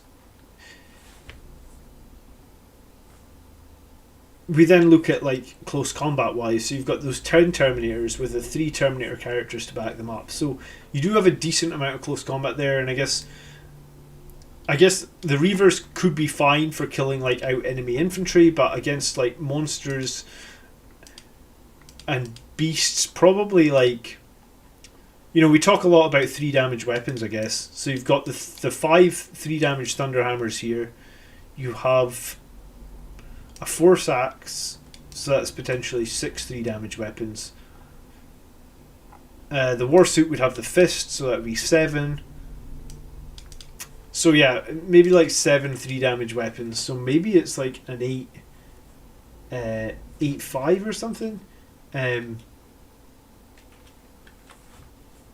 Maybe even an 8. I do think you have to. I just don't think the Reavers are strong enough right now. So I think you have to replace them. And I also think. I think if you want to run Eliminators, you need to run 6 of them. Like 3 of them, it just feels to me like you won't have enough weight of fire to get done what you're trying to do. Show my screen. Thank you so much. Okay. Yeah, and it's a bit of a question mark, I guess, about Eliminators. They don't synergize. They don't synergize well with Blood Angels. I mean, they don't synergize with Flesh Tearers either. So, I guess if you want to run them, you need to run 6. But I think you could probably make more value spending those points elsewhere. So, mobility-wise, it's a bit less mobile than some of the other lists. I don't think the mobility in this list is necessarily a problem, but I do think it's less mobile. So like a 7.5, and then the 7 3 damage weapons will have maybe put you up in some problems against Death Guard. It does also raise some questions just on like those harder targets that you may end up against. Like we talked about how in turn 1 you might need to be able to pop open Dakari transports. Or you might have big problems against them. So this list could have some problems in that sense as well, right? You don't have like Eliminators or attack bikes or even maybe like a Redemptor Dreadnought, something that's got like a reliable punchy shooting. So if you don't have that, you are going to have problems against certain lists as well. So I think maybe like a 6.5 on your specialization. So I think there's a bunch of improvements that you can make, Zacharias. And if you aren't, I don't know how many models you have, or sometimes like people, I think it was last week actually, I see Matt in the chat, and Matt was like, I really don't want to spend $80 on more Inceptors or something. If you're not sure what you need to buy next to improve your list, then hit me up, just tag me in Discord. And anyone that's new here, there's a Discord link in the video description. So yeah, just tag me in Discord and say like, hey, this is what I'm thinking of buying next, and I'll tell you if I think it's a good choice or a bad choice, right? I don't necessarily want you guys to have to buy stuff that's not great, right? So yeah, I mean, thanks for the submission, thanks for the support as well. I think Zacharias is a member over on Patreon. I mean, he doesn't have a green name, but Patreon members are appreciated just as much as YouTube members, so thank you for that. And yeah, I would like to help you make this list a bit better. So, but yeah, I think I would seriously rethink the captains buffing the infiltrators. I think infiltrators without this comms array are fine. I actually think incursors without the Haywire Mine as well are fine. I think as a Flesh Tearer, you might even want to lean more on incursors than you do on infiltrators, because you want to be a little bit more aggressive, right? But at the same time, like I don't think you need to buff those those squads. Like I think those squads are just there to get you that really high points for your obsec. Like you outscored everyone today because of your obsec choices. So they're there to give you that really strong obsec. They're not there to kill units. They can kill some units as a bonus, but I would much rather use these points to, every game I talk about it, how valuable the Chapter Master rerolls are. So having a chapter master, if you have some really strong units, to me is second to none. And you talked already about replacing the Reavers with Sanguinary Guard. Well, there you go, chapter master with Sanguinary Guard. And if the chapter master is your warlord, that's going to be super strong. Lord of Deceit seems pretty decent, right? Where you can like screw with the opponent's deployment a bit. But with a couple, like even with a couple of the Phobos units, I feel like you'll be able to deploy pretty safely. You have those concealed positions. You won't need to. Immediately after saying that, I went and bought a Redemptor and some Inceptors. Nice, Matt. The struggle is real, right? You need to always get your models. It's past here at midnight in Australia, and I have to be up in 5 hours. Great content. By the blood are we made. Thanks for tuning in, Gary. Appreciate it. My Whirlwind showed up yesterday following your lead, sir, says Jesse. Alright, nice. Cool, so that's your score, Zacharias. It's 38.5, but I think that can definitely be improved. And a little by a little, right? You don't need to suddenly jump to, hopefully we can start improving that. But yeah, I think I would probably start by maybe like a chapter master and Sanguinary Guard, drop those Reavers, and maybe rethink those first 2 HQ choices. Then after that, I would get a 3 damage weapon on your chapter master for sure, or maybe look at like, is there a way you can get a few more 3 damage weapons into this list? Be it Vanguard Veterans with Thunder Hammers, be it a few Infernal. We could put a couple of Infernal Pistols into those Sanguinary Guard. That would work. That would get you up to 10 3 damage weapons. So I think there's ways you can get it up. Mark says, I still own 0 Redemptors. I want to let you know that I have ordered my 3rd Redemptor. So I'm going to paint it in Death Company colours. Yeah, I don't know. I think Redemptors... last week, I think against the Necrons, we rolled a 1 for the plasma shots a bunch of times, but, I still like the Redemptors a lot. I actually think in hindsight, I maybe messed up a couple of shooting... Remember in turn 1, I left 2 Necron Warriors alive? I don't know if I'd shot those plasmas in the right order. I'm so not used to fighting big armies like that. If I'd shot the plasmas in the right order, I would have had a guaranteed 6 shots on the plasmas, which I think would have actually wiped that squad, but it is what it is.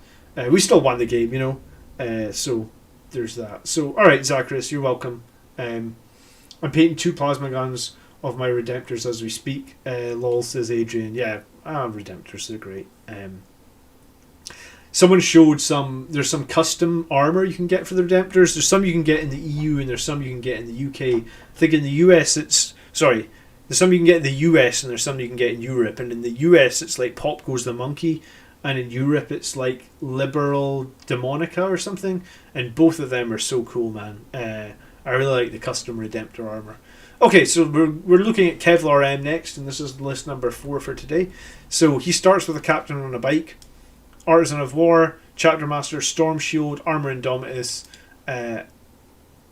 Interesting to take Armour Indomitus when he's the Chapter Master. I much prefer giving him that extra toughness from the Artisan... What's the thing? The Angel's Artifice, but... this does give him an unmodifiable 3+ save for a turn. It's interesting. I think the +1 toughness is going to give you more value over the course of the game, but I guess we'll see. We then have a Librarian, Veil of Time, Might of Heroes, Null Zone. He is the Chief Librarian. He has the Psychic Mastery to give us the +1 to casts, and he also has Tomb of I said that right? Oh, no, Tome of Malkador. Sorry, I said it wrong again. So he's actually missing a power here, because you can have 4 powers if you're both the Chief Librarian and you have the Tome. And then our standard Sanguinary Priest that everybody runs. 1 Infiltrator squad and 2 Inceptor squads, and the Inceptors just have your standard bolt rifles.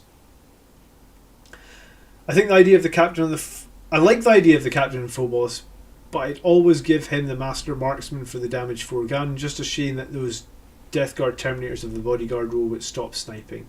The amount of shots the Redemptor gets is very tempting, along with that melee weapon. Yeah, I mean, that's why I run a Redemptor, right? It's kind of all round. You know, you've got the plasma, you can fire in high power for the 3 damage. The onslaught cannon got buffed to 8 shots. If it's got the Stormbolter, you can get another 8 if you're within half range. You can have a rocket pod, and then the fist, obviously hitting at strength 14 plus 1 to wound, and a minimum of 4 damage with the fist. A few weeks ago, I think it was the game against the Sisters of Battle, my Redemptor had 1 wound left, right? Literally 1 wound left, and he was hitting on 5s, and I threw my Chapter Master rerolls on him, and he just went round the board on a killing spree. I think he killed a Rhino, he killed like a squad of guys, and it was like this 1 wound Redemptor with Chapter Master rerolls on him was still badass. So, alright. We then have, so Infiltrator and 2 Inceptors. We then have 4 Blade Guard Veterans, so exactly what I'm running Blade Guard Veteran wise. We then have 1, 2, 3, 4, 5, 6, 7, 8, 9. A 9 Death Company with 3 Thunder Hammers. Okay. Sometimes I would recommend 2 hammers per 5, but I think 3 hammers and 9 is absolutely fine. We then have 2 Redemptors. Both have Fragstorm launchers. Both have Macroplasmas and Onslaughts, and one has the Icarus rocket pods. You know, the Fragstorms and the Stormbolters are kind of interchangeable. The Stormbolters, I think, are slightly better because you can shoot them in close combat, but I guess if you're fighting against hordes, typically, then the Fragstorms are going to average more shots. The Fragstorms do only have 18-inch range compared to the Stormbolters 24, but they're like potato. The difference between them is absolutely minor. We then have a Sanguinary Guard with all Infernal Pistols. Now, as much as I like having this many 3 damage weapons, I kind of think that their Assault Bolters are actually really strong. So strong that I like to... Because here's the thing, Sanguinary Guard may not always be able to get within 6 inches, and if they don't get within 6 inches, then you're not firing any of these. And sometimes the enemy has... You know, like this week it was like scarabs splattered about the place. So before we actually get to charge the key targets, we have to get rid of these bloody scarabs. And if we're not in range with those Infernal Pistols, then we're not shooting at them, right? So I like having the -1, strength 4, 18-inch Angelus Bolters. And quite often, turn 2 is the turn where you're just getting ready to set up for the charge, right? So in turn 2, when you're shooting those Angelus Bolters, they're actually -2. So I actually think that the Angelus Bolters are really good with Sanguinary Guard. You know, like they come into their own in turn 2, you manage to kill out some squads, and then that sets you up for a good charge. So that's my opinion on this many Infernal Pistols. I mean, I'd be more tempted to lose some of the, like throw an Infernal Pistol or 2 into your large Death Company at this point, and then we finish the list with basically 4 Eradicators, all with the Melter Rifles. Do you know what? I'd probably lose 4 Infernal Pistols and give each one of these Eradicators those heavy Melter Rifles, because those heavy Melter Rifles are nuts. What can survive the first 5 Infernal Pistols that you aren't going to shoot with the 6th? I mean, I guess that is a good point as well, right, Jason? In that, like, sometimes...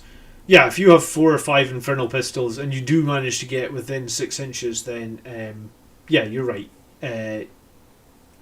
What are you not going to be able to kill with 6 that you're going to be able to kill with 8?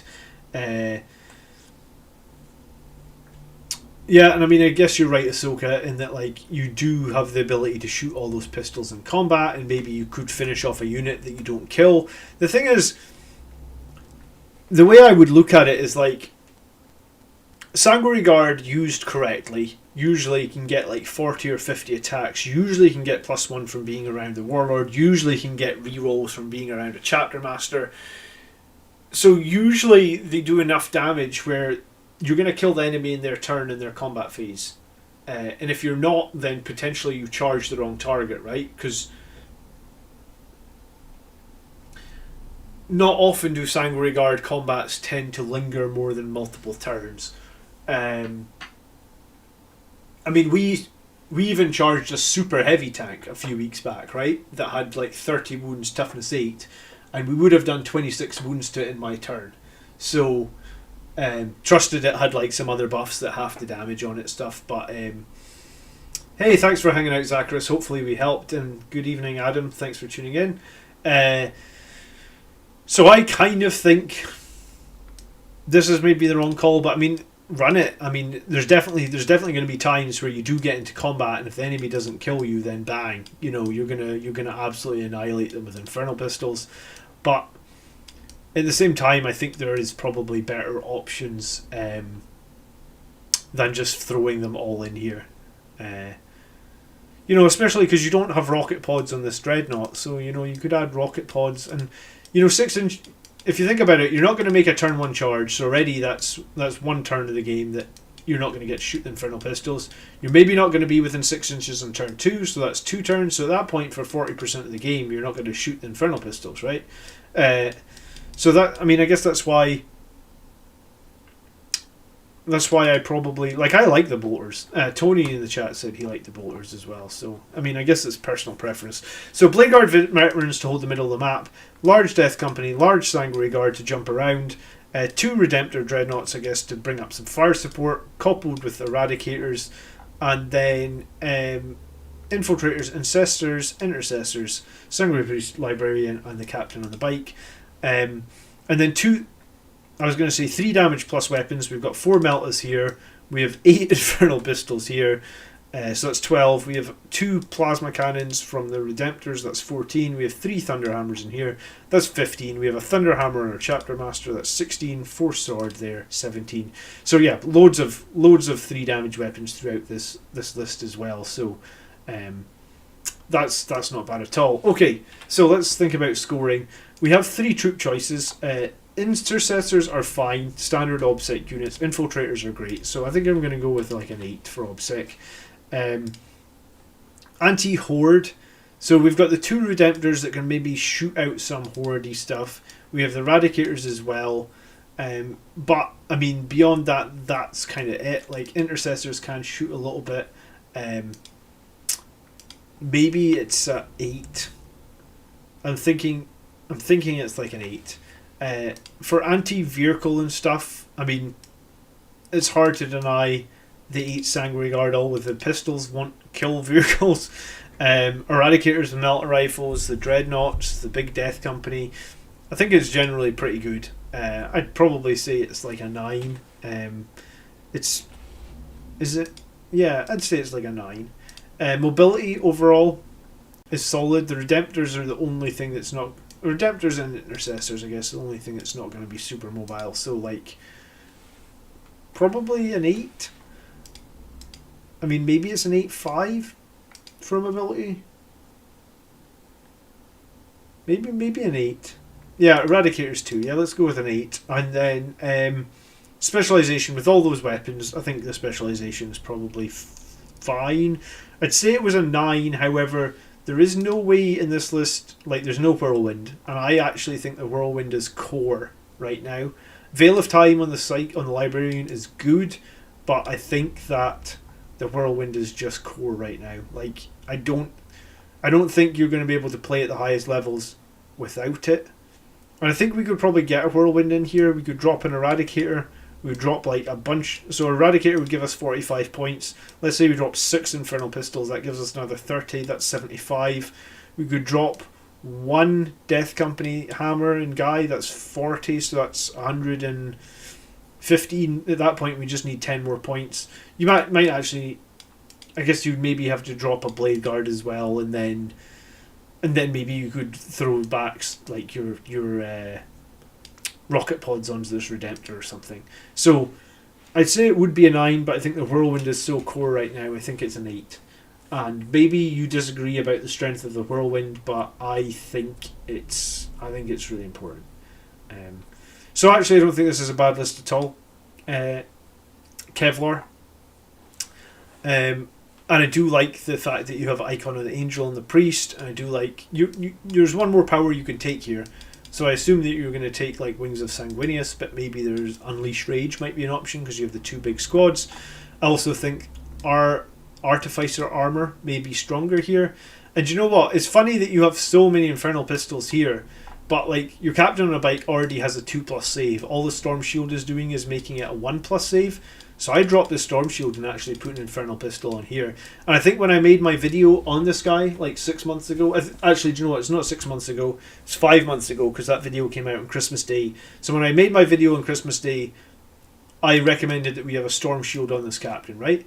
But if you give him the Angel's Artifice and you give him an Infernal Pistol, he's toughness 6 and he has a 2+ save.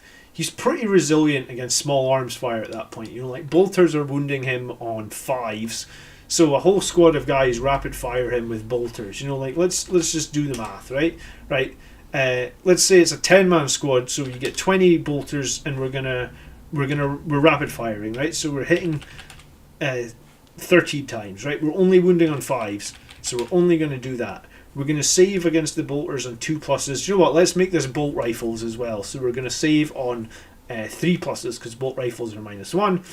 So if we're going to save on 3+, it would be divided by 0.333 again. So we're going to take a wound and a half, and then we have a 5+ feel no pain. So we're going to take our feel no pain save off that as well. Yep. So it would actually be that first number, 14. Let me just, I divided that last bit wrongly. 1.477 minus 0.487.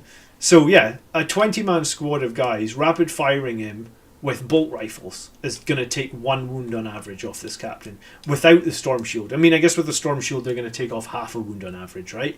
But like, or a bit less. But I think with 7 wounds and toughness 6, he can afford to take 1 wound from a 20-man squad rapid firing him with -1, because the priest can just throw him back. You know, like I actually had my captain in against Death Guard for like multiple turns, and at the end of every turn it was like, alright, priest's just going to put 3 more health back on him, and he's just going to stay there and keep everybody wrapped up. Hey Thomas, thanks for tuning in. The Whirlwind is strong if short on points. A Judicar could be used. Do you know what? A Judicar could actually be used as well. The Judicar is more difficult to use than the Whirlwind because of the small range that he has. But you're right, a Judicar can be used as well. I have a question, brother. A box of Infiltrators, what is best? 5 Infiltrators, 5 Incursors, 10 or 10? I think if it's your first box Toxic, you go 5 and 5. What man Majesty just said. Because I think you want to try both of them. I think Highland Phoenix said he magnetized his Infiltrators and Incursors. So I don't know what friggin' size magnets he used to do that. They must be the smallest magnets known to man.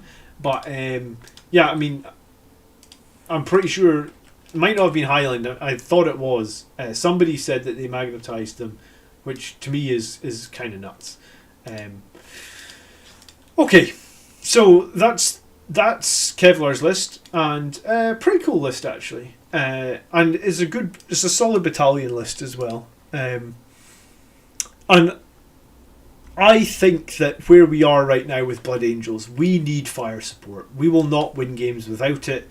And as much as I love, like, my dilemma at the moment is I'm painting a lot of stuff that is fire support and stuff, right? Like literally behind me, you'll see it on my painting table actually, so that I'm not lying. Look, here's a in progress Whirlwind that I'm painting, right? The last thing I painted, which I just showed you guys at the beginning of the stream, if anyone was watching, was a Redemptor Dreadnought, right? Like here's a Redemptor Dreadnought that I just finished like last week or whatnot. So I have all my jump units painted for the most part. Obviously I don't have Vanguard Veterans with Lightning Claws painted because they suddenly joined the meta and are super strong, right? But yeah, so I think to win games now we need fire support. And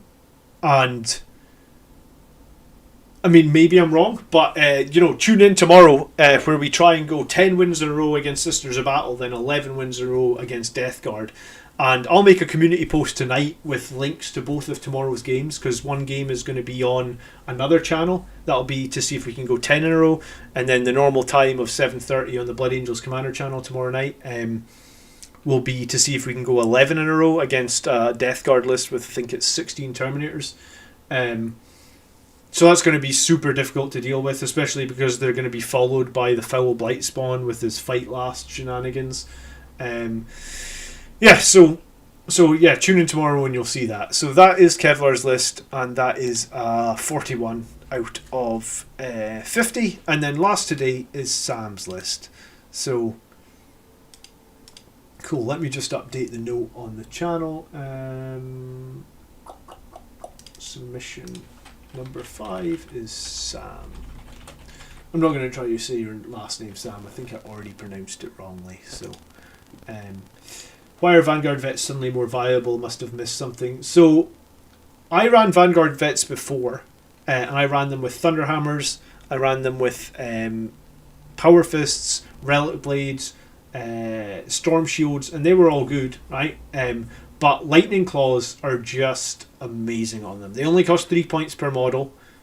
Is it 3 points? I think it's 3 points, yeah. I think they're 3 points per model, and they basically mean that the Vanguard veterans end up a 5-man squad for Blood Angels in turn 3 gets 26 attacks, hitting on 3s, and then with the Red Thirst, you're usually typically like wounding on 4s or something, and then re-rolling all your wounds because it's Lightning Claws. So, and the Lightning Claws with the Red Thirst and Savage Echoes are essentially -2 and -3 at turn 3. So you end up forcing an enemy like on their backfield objective. For example, like if you're running, like I think I ran 5 Vanguard veterans last time I played Sisters of Battle, and the 5 Vanguard veterans killed 2 Battle Sister squads. They killed a character, and they held the objective in the opponent's deployment zone. And I think they maybe even deployed scramblers in the opponent's deployment zone. So this 140 point squad cleaned up his whole backfield solo. I think they were good before, and I used to run them with like 3 Power Fists, 3 Chain Swords, but now with Lightning Claws, it's actually cheaper and it's just more reliable because the rerolls to wound. And here's the big thing, digital fluff. I don't think we've met before, so welcome to the stream anyway. If you think about it, Vanguard veterans actually wound toughness 8 with their strength 4 weapons 55% of the time, which is nuts, right? Because like strength 4, you should only be wounding on 6s normally. So normally strength 4 weapon against toughness 8 is like 0.116%, right? 1666. That's because you're rolling a d6 and you need a 6, right? Because of the Red Thirst, we wound on 5s. So basically, like you wound on 0.333, right? But then you missed on 0.666, but again you go for 0.333 of that again. So we missed that many times, but we actually times that by that, so you end up with that, and you add that to the original. So yeah, 55% of the time we wound toughness 8 with Vanguard veterans with Lightning Claws. So that's one of the reasons that they're nuts. So I guess like against toughness 7, it's going to be even higher. It's going to actually be 75% of the time. So our strength 4 Lightning Claws wound 75% of the time. Yeah. So and there, I actually did a video on this. If you just go to YouTube and search, I guess like let's say Death Company vs Vanguard veterans. Hopefully I'm going to come up somewhere. Yeah, watch this video here. Death Company v Vanguard Veterans 9th edition. And yeah, I mean, like, ever since I actually made that video, I dropped... I don't run Death Company on my lists anymore. I'm sorry. This is another thing, right? I've got shitloads of Death Company painted. They all just sit on the shelf now. And yes, the Death Company do more damage on average. It's like 10% more damage, right? But the Storm Shields make the Vanguard veterans like 70 to 80% more survivable. So it's like 10% more damage on one side, 80% more survivable on the other side. And then what's important in 9th edition, like holding objectives, performing secondaries. So if you've got the squad that's like 80% more survivable for 10% less damage, to me that's a no-brainer. And then the other thing is Death Company actually can't perform actions. So if you do want to do something like scramblers with them as well, you can't do that with Death Company. So for me, Vanguard Veterans with Lightning Claws are where it's at right now, and I guess other people are sort of seeing it the same way as I am. Long-winded explanation, but hopefully we always do try and give you guys some good information. Alright, so Sam, hey John, I've submitted a list for review back in February, but it hasn't come up yet. I've made a couple of tweaks. Alright, so sorry Sam, I mean, I guess non-members, the list queue can be significant. Alright, so it's a Vanguard detachment to start with. And we have our Sanguinary Priest, who is a selfless healer, standard Sanguinary Priest. We then have aggressors. Interesting, so 4 aggressors. We don't often see aggressors these days. Actually, that's 5 aggressors, is it? Aggressor's 45 points per model. Yeah, I think so. So five man aggressor squad. I used to love aggressors in 8th edition, but don't run them so much now. Thank you for the lightning info. Just getting into the nitty with 40k, and I've lots of Terminators and lightning claws. Are they any good at the moment? Yeah, I mean any model with lightning claws is kind of great for Blood Angels, digital fluff. So yeah, I don't run Terminators in my list at the moment, but I am thinking of replacing my Centurions with Terminators with lightning claws. So I guess we'll see. But yeah, I think they're totally viable. Adam says, I've just spent 40 points getting Blood Angel shields and heads for my Vanguard veterans. Haven't actually bought the veterans themselves yet. Well, I guess at least you're prepared, Adam. You do have a 3,000 point battle if you want to use your more painted models. Yeah, I mean, I could probably have a 10,000 point battle at this point now. With all the painted models I have. I mean, I have that one tank that's like 700 points, Alright, and then these are 10-man Sanguinary Guards, all with swords and bolt guns. And the 10-man squads of Sanguinary Guard, to me, is overkill. And I think the way to think of it is like, what are 10 Sanguinary Guard going to kill that 8 are not going to kill? Not that many things. Yes, there are some things that 8 Sanguinary Guard aren't going to kill. But for the most part, in most situations, 8 are going to kill just about anything you run them into. I run 8 with 1 Infernal Pistol and the rest bolt guns and 4 swords, 4 axes, which is a purposeful choice, really, because swords are better if Null Zone is up, axes are better against some of the toughest armies, Custodes and Death Guard, and you guys know I often play Death Guard. Sort of the hardest matchup I have in my local meta is Death Guard. So swords and axes. Swords are absolutely fine, but 10-man to me seems wrong. I would instantly cut 2 off each squad. From those 2, you could add another HQ here, or we could, maybe this list doesn't have the Whirlwind, let's see. But if you did cut 2 off each squad, that is literally the points of a Whirlwind. And we've just talked about how amazing the Whirlwind is. And especially if you're running 3 squads like this, aggressors, they're going to want to be in close combat. Sanguinary Guard, both going to want to be in close combat. Against an army with a solid amount of Overwatch, that could be a problem. The Whirlwind helps counter that. We then have, I guess, a Strike Force, a patrol detachment, and we have the Librarian Dreadnought, Quickening Wings, and a Storm Bolter. We have a Tactical Squad with a Las Cannon and a Combi Plasma. We have 5-man Blade Guard Veteran Squad, the Sanguinary Ancient, who has the Gift of Foresight and the Rights of War and the Icon of the Angel, and he is the Warlord. Oh, I don't like this at all, but I mean, we'll come back to it. The Inceptors, which have the Bolters, so Inceptor Bolters, and I think Bolter Inceptors are fine. I mean, I think it's a conscious different choice from the Plasmas, but I think they're decent. And then we have 5 Eradicators with the heavy melt rifles. So, okay, let me just break this down. We don't have the Whirlwind, and I think we want it, so I think you want to cut 2 of each of those Sanguinary Guard. The Tactical Squad is fine on paper, but there are much better options. If you are only going to run 1 troop choice, which this list is, I would highly advise that's a Phobos troop choice, because if it's Phobos, then you open up the ability to do like Scramblers or something like that very easily now. I was bottlenecked Friday with 9 Sanguinary Guard. I pretty much wasted 4 of their killing power. Lesson learned, says Martin. Alright, cool, yeah. So I run 8, and for the most part, 8 are going to overkill most enemy units, right? And I always advise 7 to 9 as the ideal amount of Sanguinary Guard. The Ancient, to me, like, if you were taking the Ancient, the reason to take the Ancient is the Wrath of Baal, and you do not have the Wrath of Baal here, so I think you're much better off taking something like a Captain. The Ancient doesn't have an invulnerable save, so Gift of Foresight is actually limited in its ability, because you don't always have that invulnerable save to fall back on. I would take a Chaplain on a bike, or a Captain. It could be a jump captain, it doesn't necessarily need to be one on a bike. A captain with a jump pack over this Ancient 100% of the time. He would have a 4+ invulnerable save, which give Gift of Foresight so much more value. Icon of the Angel, Rights of War are totally fine to take. But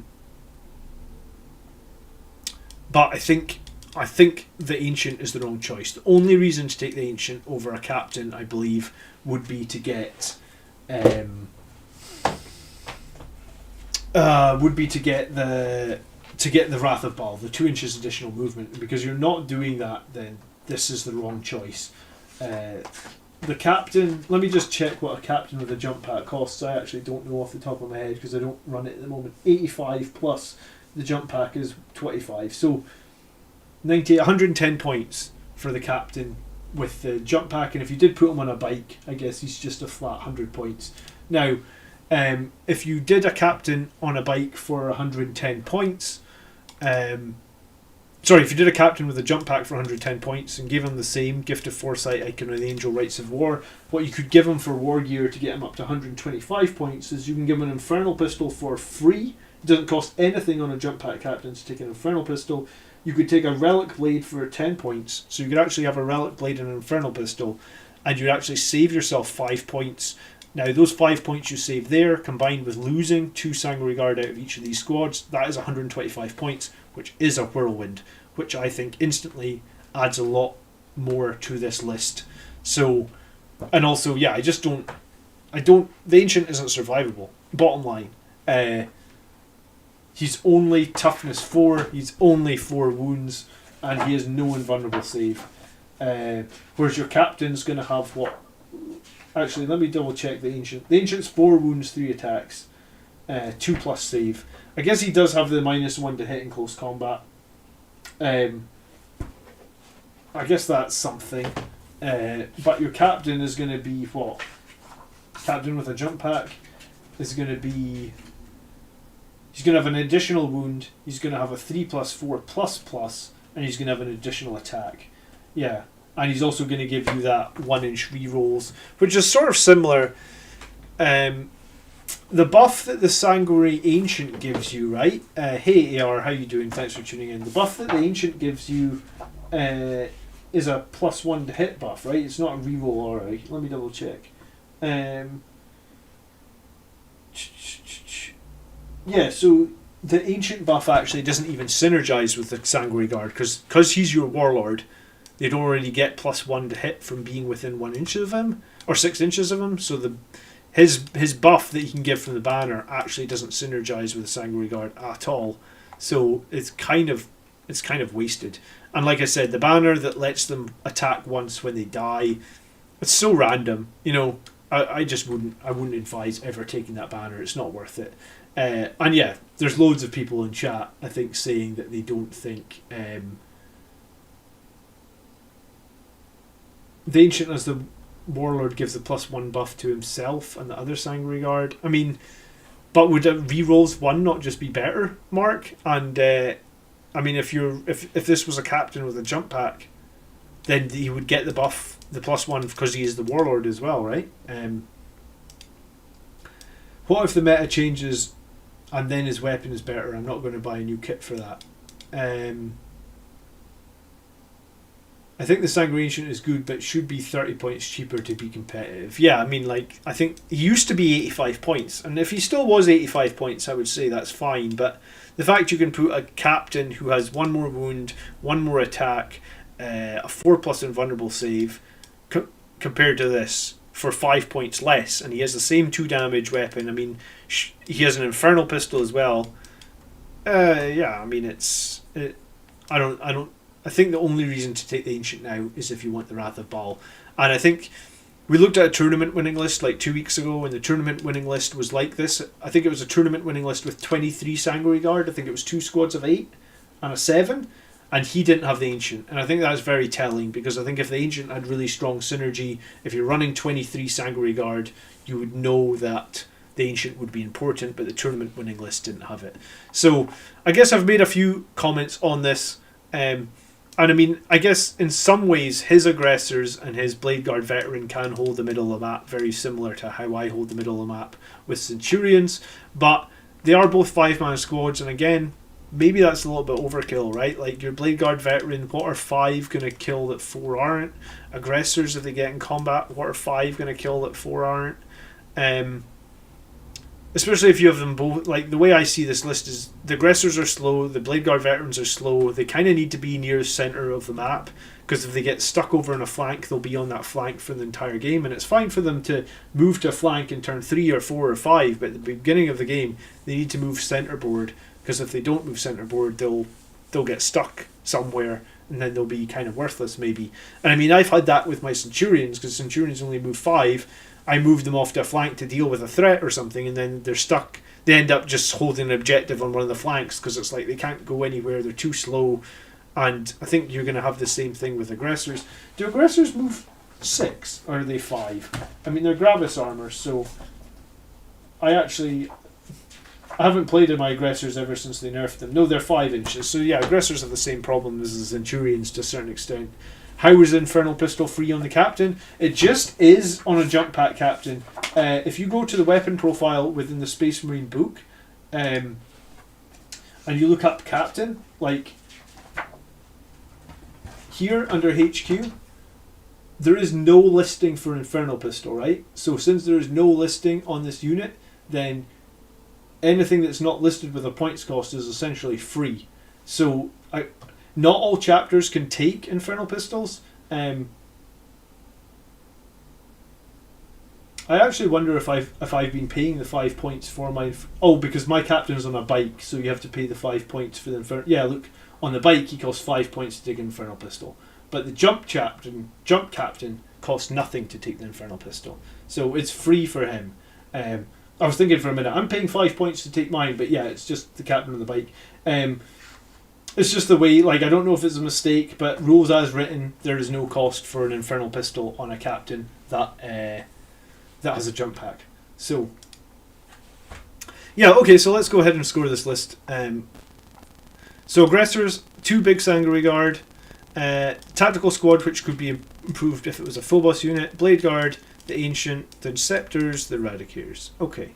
Potentially for time limit tournament play, top level players feel the need for Wrath of Baal. I support Blood Angels Commander extensive tactical play, but is it too slow for tournaments?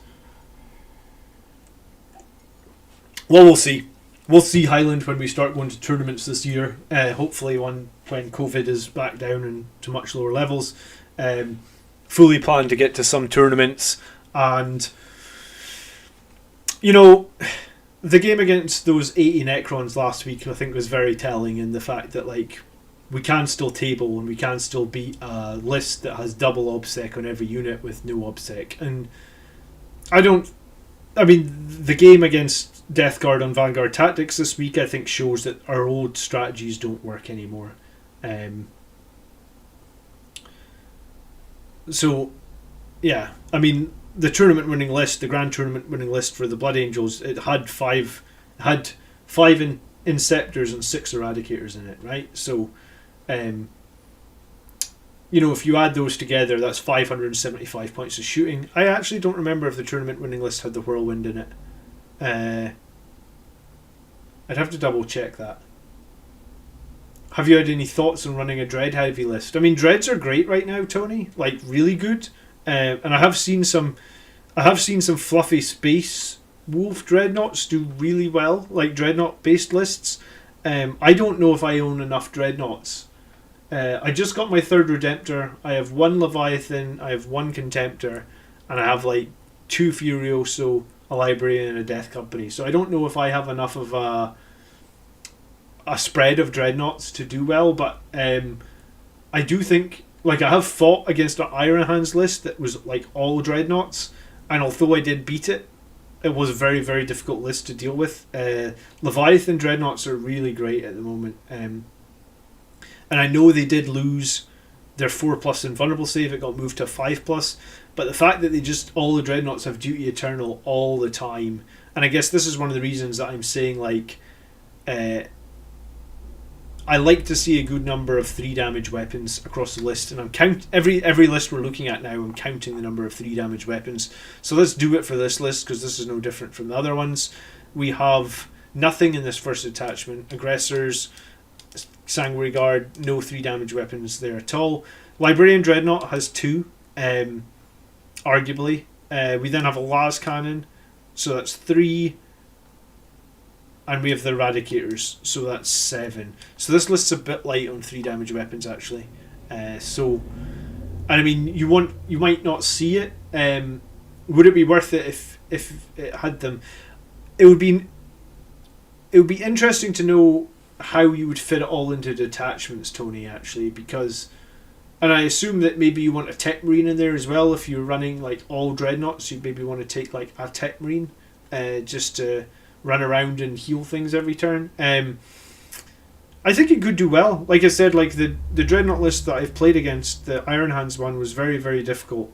Would Blood Angels be the best chapter for a dreadnought based list? I'm not sure. And I think you'd want like Redemptors, Leviathans, what's the other one? Ironclads, and maybe Venerables. And yeah, I just don't own them all. So I don't know anyone that owns 3 of each of those actually. It's not something that people commonly strive to make before, I guess, dreadnought based lists, was it? Okay, so troop wise, we just have 1 tactical squad for holding, so this is kind of the weakest OBSEC list we've seen yet. I guess 5 Blade Guard, and I mean, I think it's like a 6-5. It's maybe even a 6 because the 1 troop choice you have got aren't. Yeah, like a 6, because I do think Phobos troops are just that much better than other troops. Against infantry, I mean, I guess we've got all these bolters on the Sanguinary Guard, which will do stuff. We have the aggressors bolters.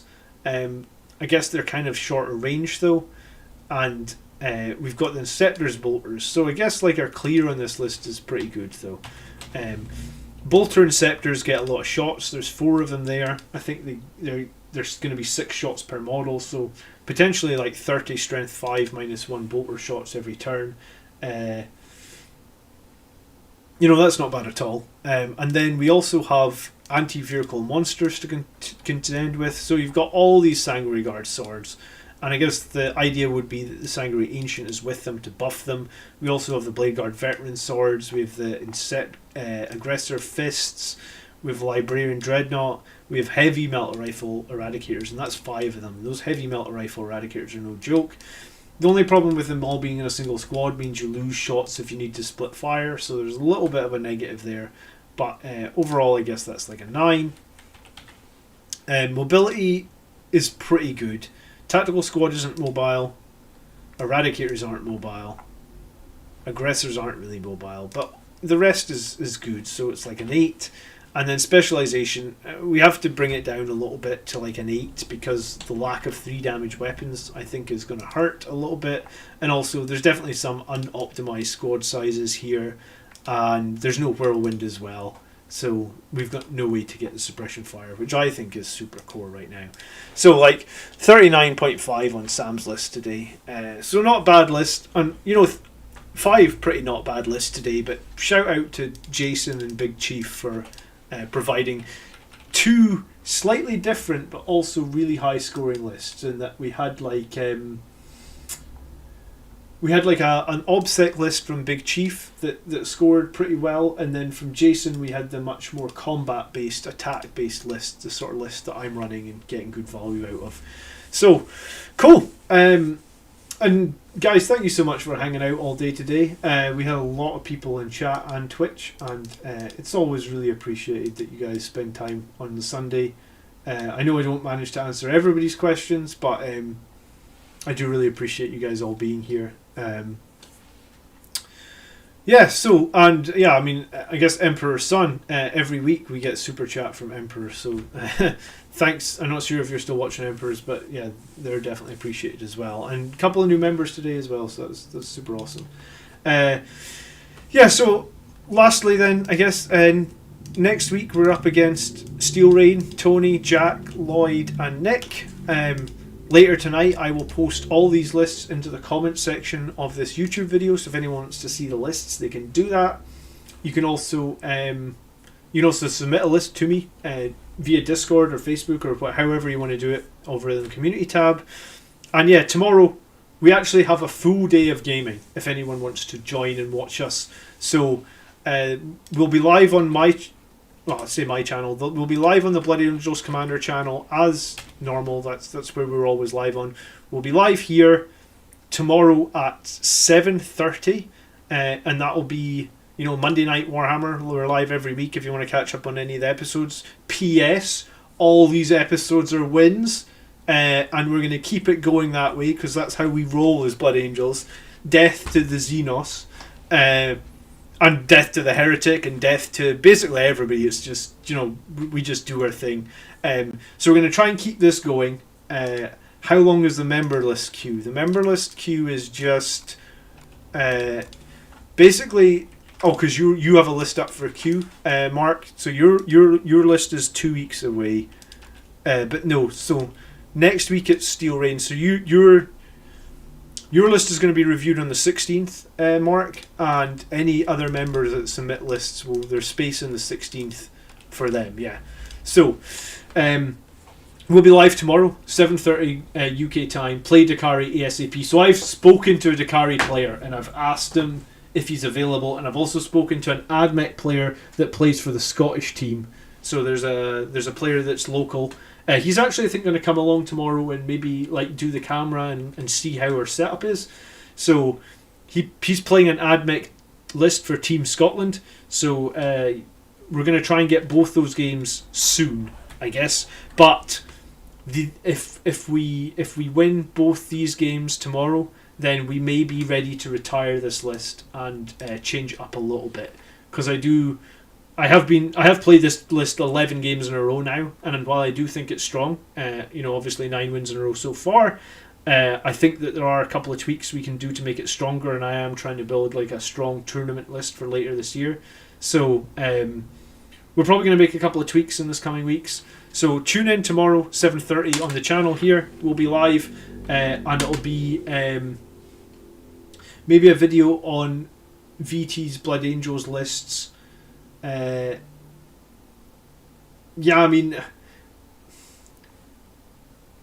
don't want to seem disrespectful to Vanguard Tactics, Highland Phoenix. He's obviously got 20,000 subscribers and he has won a shitload of tournaments on Blood Angels.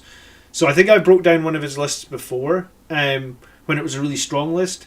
But if he's not updating his lists and he's just running older lists, then I don't want to seem disrespectful, man. I saw you in the chat in his channel saying hey, you need to try this, but I guess they weren't really reading chat. I think they only really read super chats during their games. But yeah, so I'm sure he'll update his list at some point, or he'll just bench the Blood Angels. And in that case, do you know what?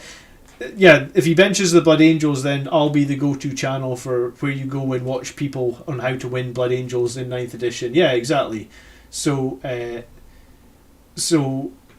know what? I'll do that rather than be disrespectful and review a list that honestly I don't think is that strong right now. Because I was actually talking about in Discord with some of the other players, and I was actually asking if you were in Discord yet, Highland Phoenix, because me and Steel Rain were saying because Steel Rain said to me his list is up next week, and he said that he runs a very melee focused list, but we both agreed that we didn't think Stephen had a chance in that game against the Death Guard. His list just wasn't.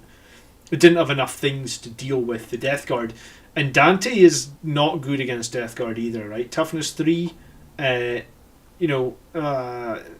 yeah, it's rough. It was really rough. So anyway, we'll be back live tomorrow night, 7:30.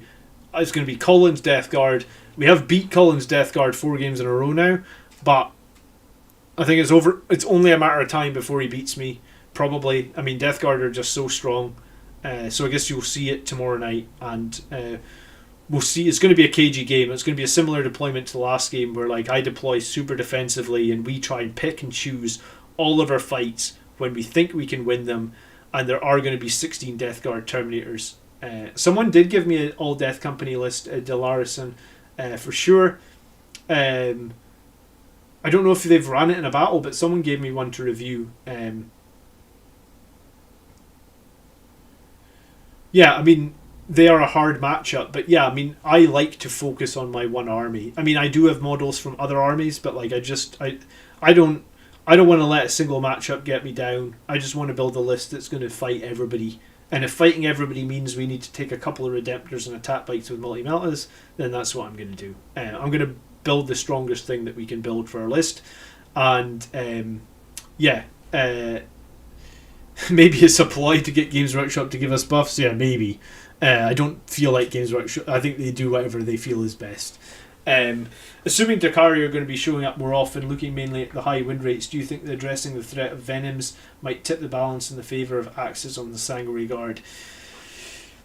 Yeah, I mean, swords and axes are kind of interchangeable. I like to run 4 of each. And I guess the swords get insane value when you get that null zone off and they become -4, and there's, I guess anyone not on a 2+ save literally gets no save against the swords at that point.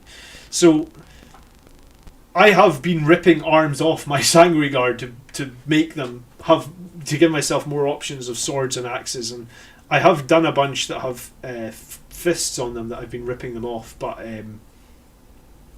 yeah, it's a tough one. But yeah, hopefully we'll get more games against Dukari on the channel soon. I'll ping the guy that's got Dukari again and see when he's available. See if we can't get a game this month. I did actually ask the AdMech guy if he was free like the 10th or the 17th, and he said no, so maybe we can get AdMech on the 24th. I'll try. And like, he is I guess he's a borderline professional player, right? Because he plays for an international team, so that should be a pretty cool game as well. So, alright guys, well, have a great rest of your Sunday. Thanks for watching. Oh, and yeah, so the last thing then is tomorrow morning though. So there's games actually going all day tomorrow on the Plastic Crackheads channel. Plastic Crackheads. If you're not subscribed to Plastic Crackheads, this is a channel by the folk that I play against every week, right? So this is Andrew, Colin, Brett, Kev. We're all on here. I'm helping them get the channel off the ground. And mainly it's a battle report channel. Yeah, look, friend is Blood Angels. They have one friend and it's me. How touched to be me. And yeah, so tomorrow morning, I guess if you want, I'll put this in the chat. You don't need to, but we will be live against the Sisters of Battle in the morning if you want to see that game. You can hit up a reminder on it, and that game will... Andrew knows that if I beat him in this game, we have a 10 win streak on this list, so he really doesn't want me to get onto a 10 win streak. He says he has improved his sisters list. He has dropped Celestine, and he is bringing St. Catherine, who shits out Miracle Dice, is what he said. So this should be a good list, and this is live tomorrow morning. So maybe we'll catch some of you guys then, and if not, maybe we'll catch some of you guys in the evening. Excuse me. So yeah, have a great Sunday, guys. Thanks so much for watching. We'll be back hopefully a couple of times this week, and appreciate all the support nonetheless. So by the blood are we made. Have a great Sunday. Hope to see some of you guys tomorrow. Have a drink ready for tomorrow, because we'll definitely be talking about the win streak. And if I beat Colin and Andrew tomorrow, then they're never gonna hear the end of it. And I think you can actually type !win streak in the chat here. Let me see. Hopefully this will work. Drink, says Island Phoenix.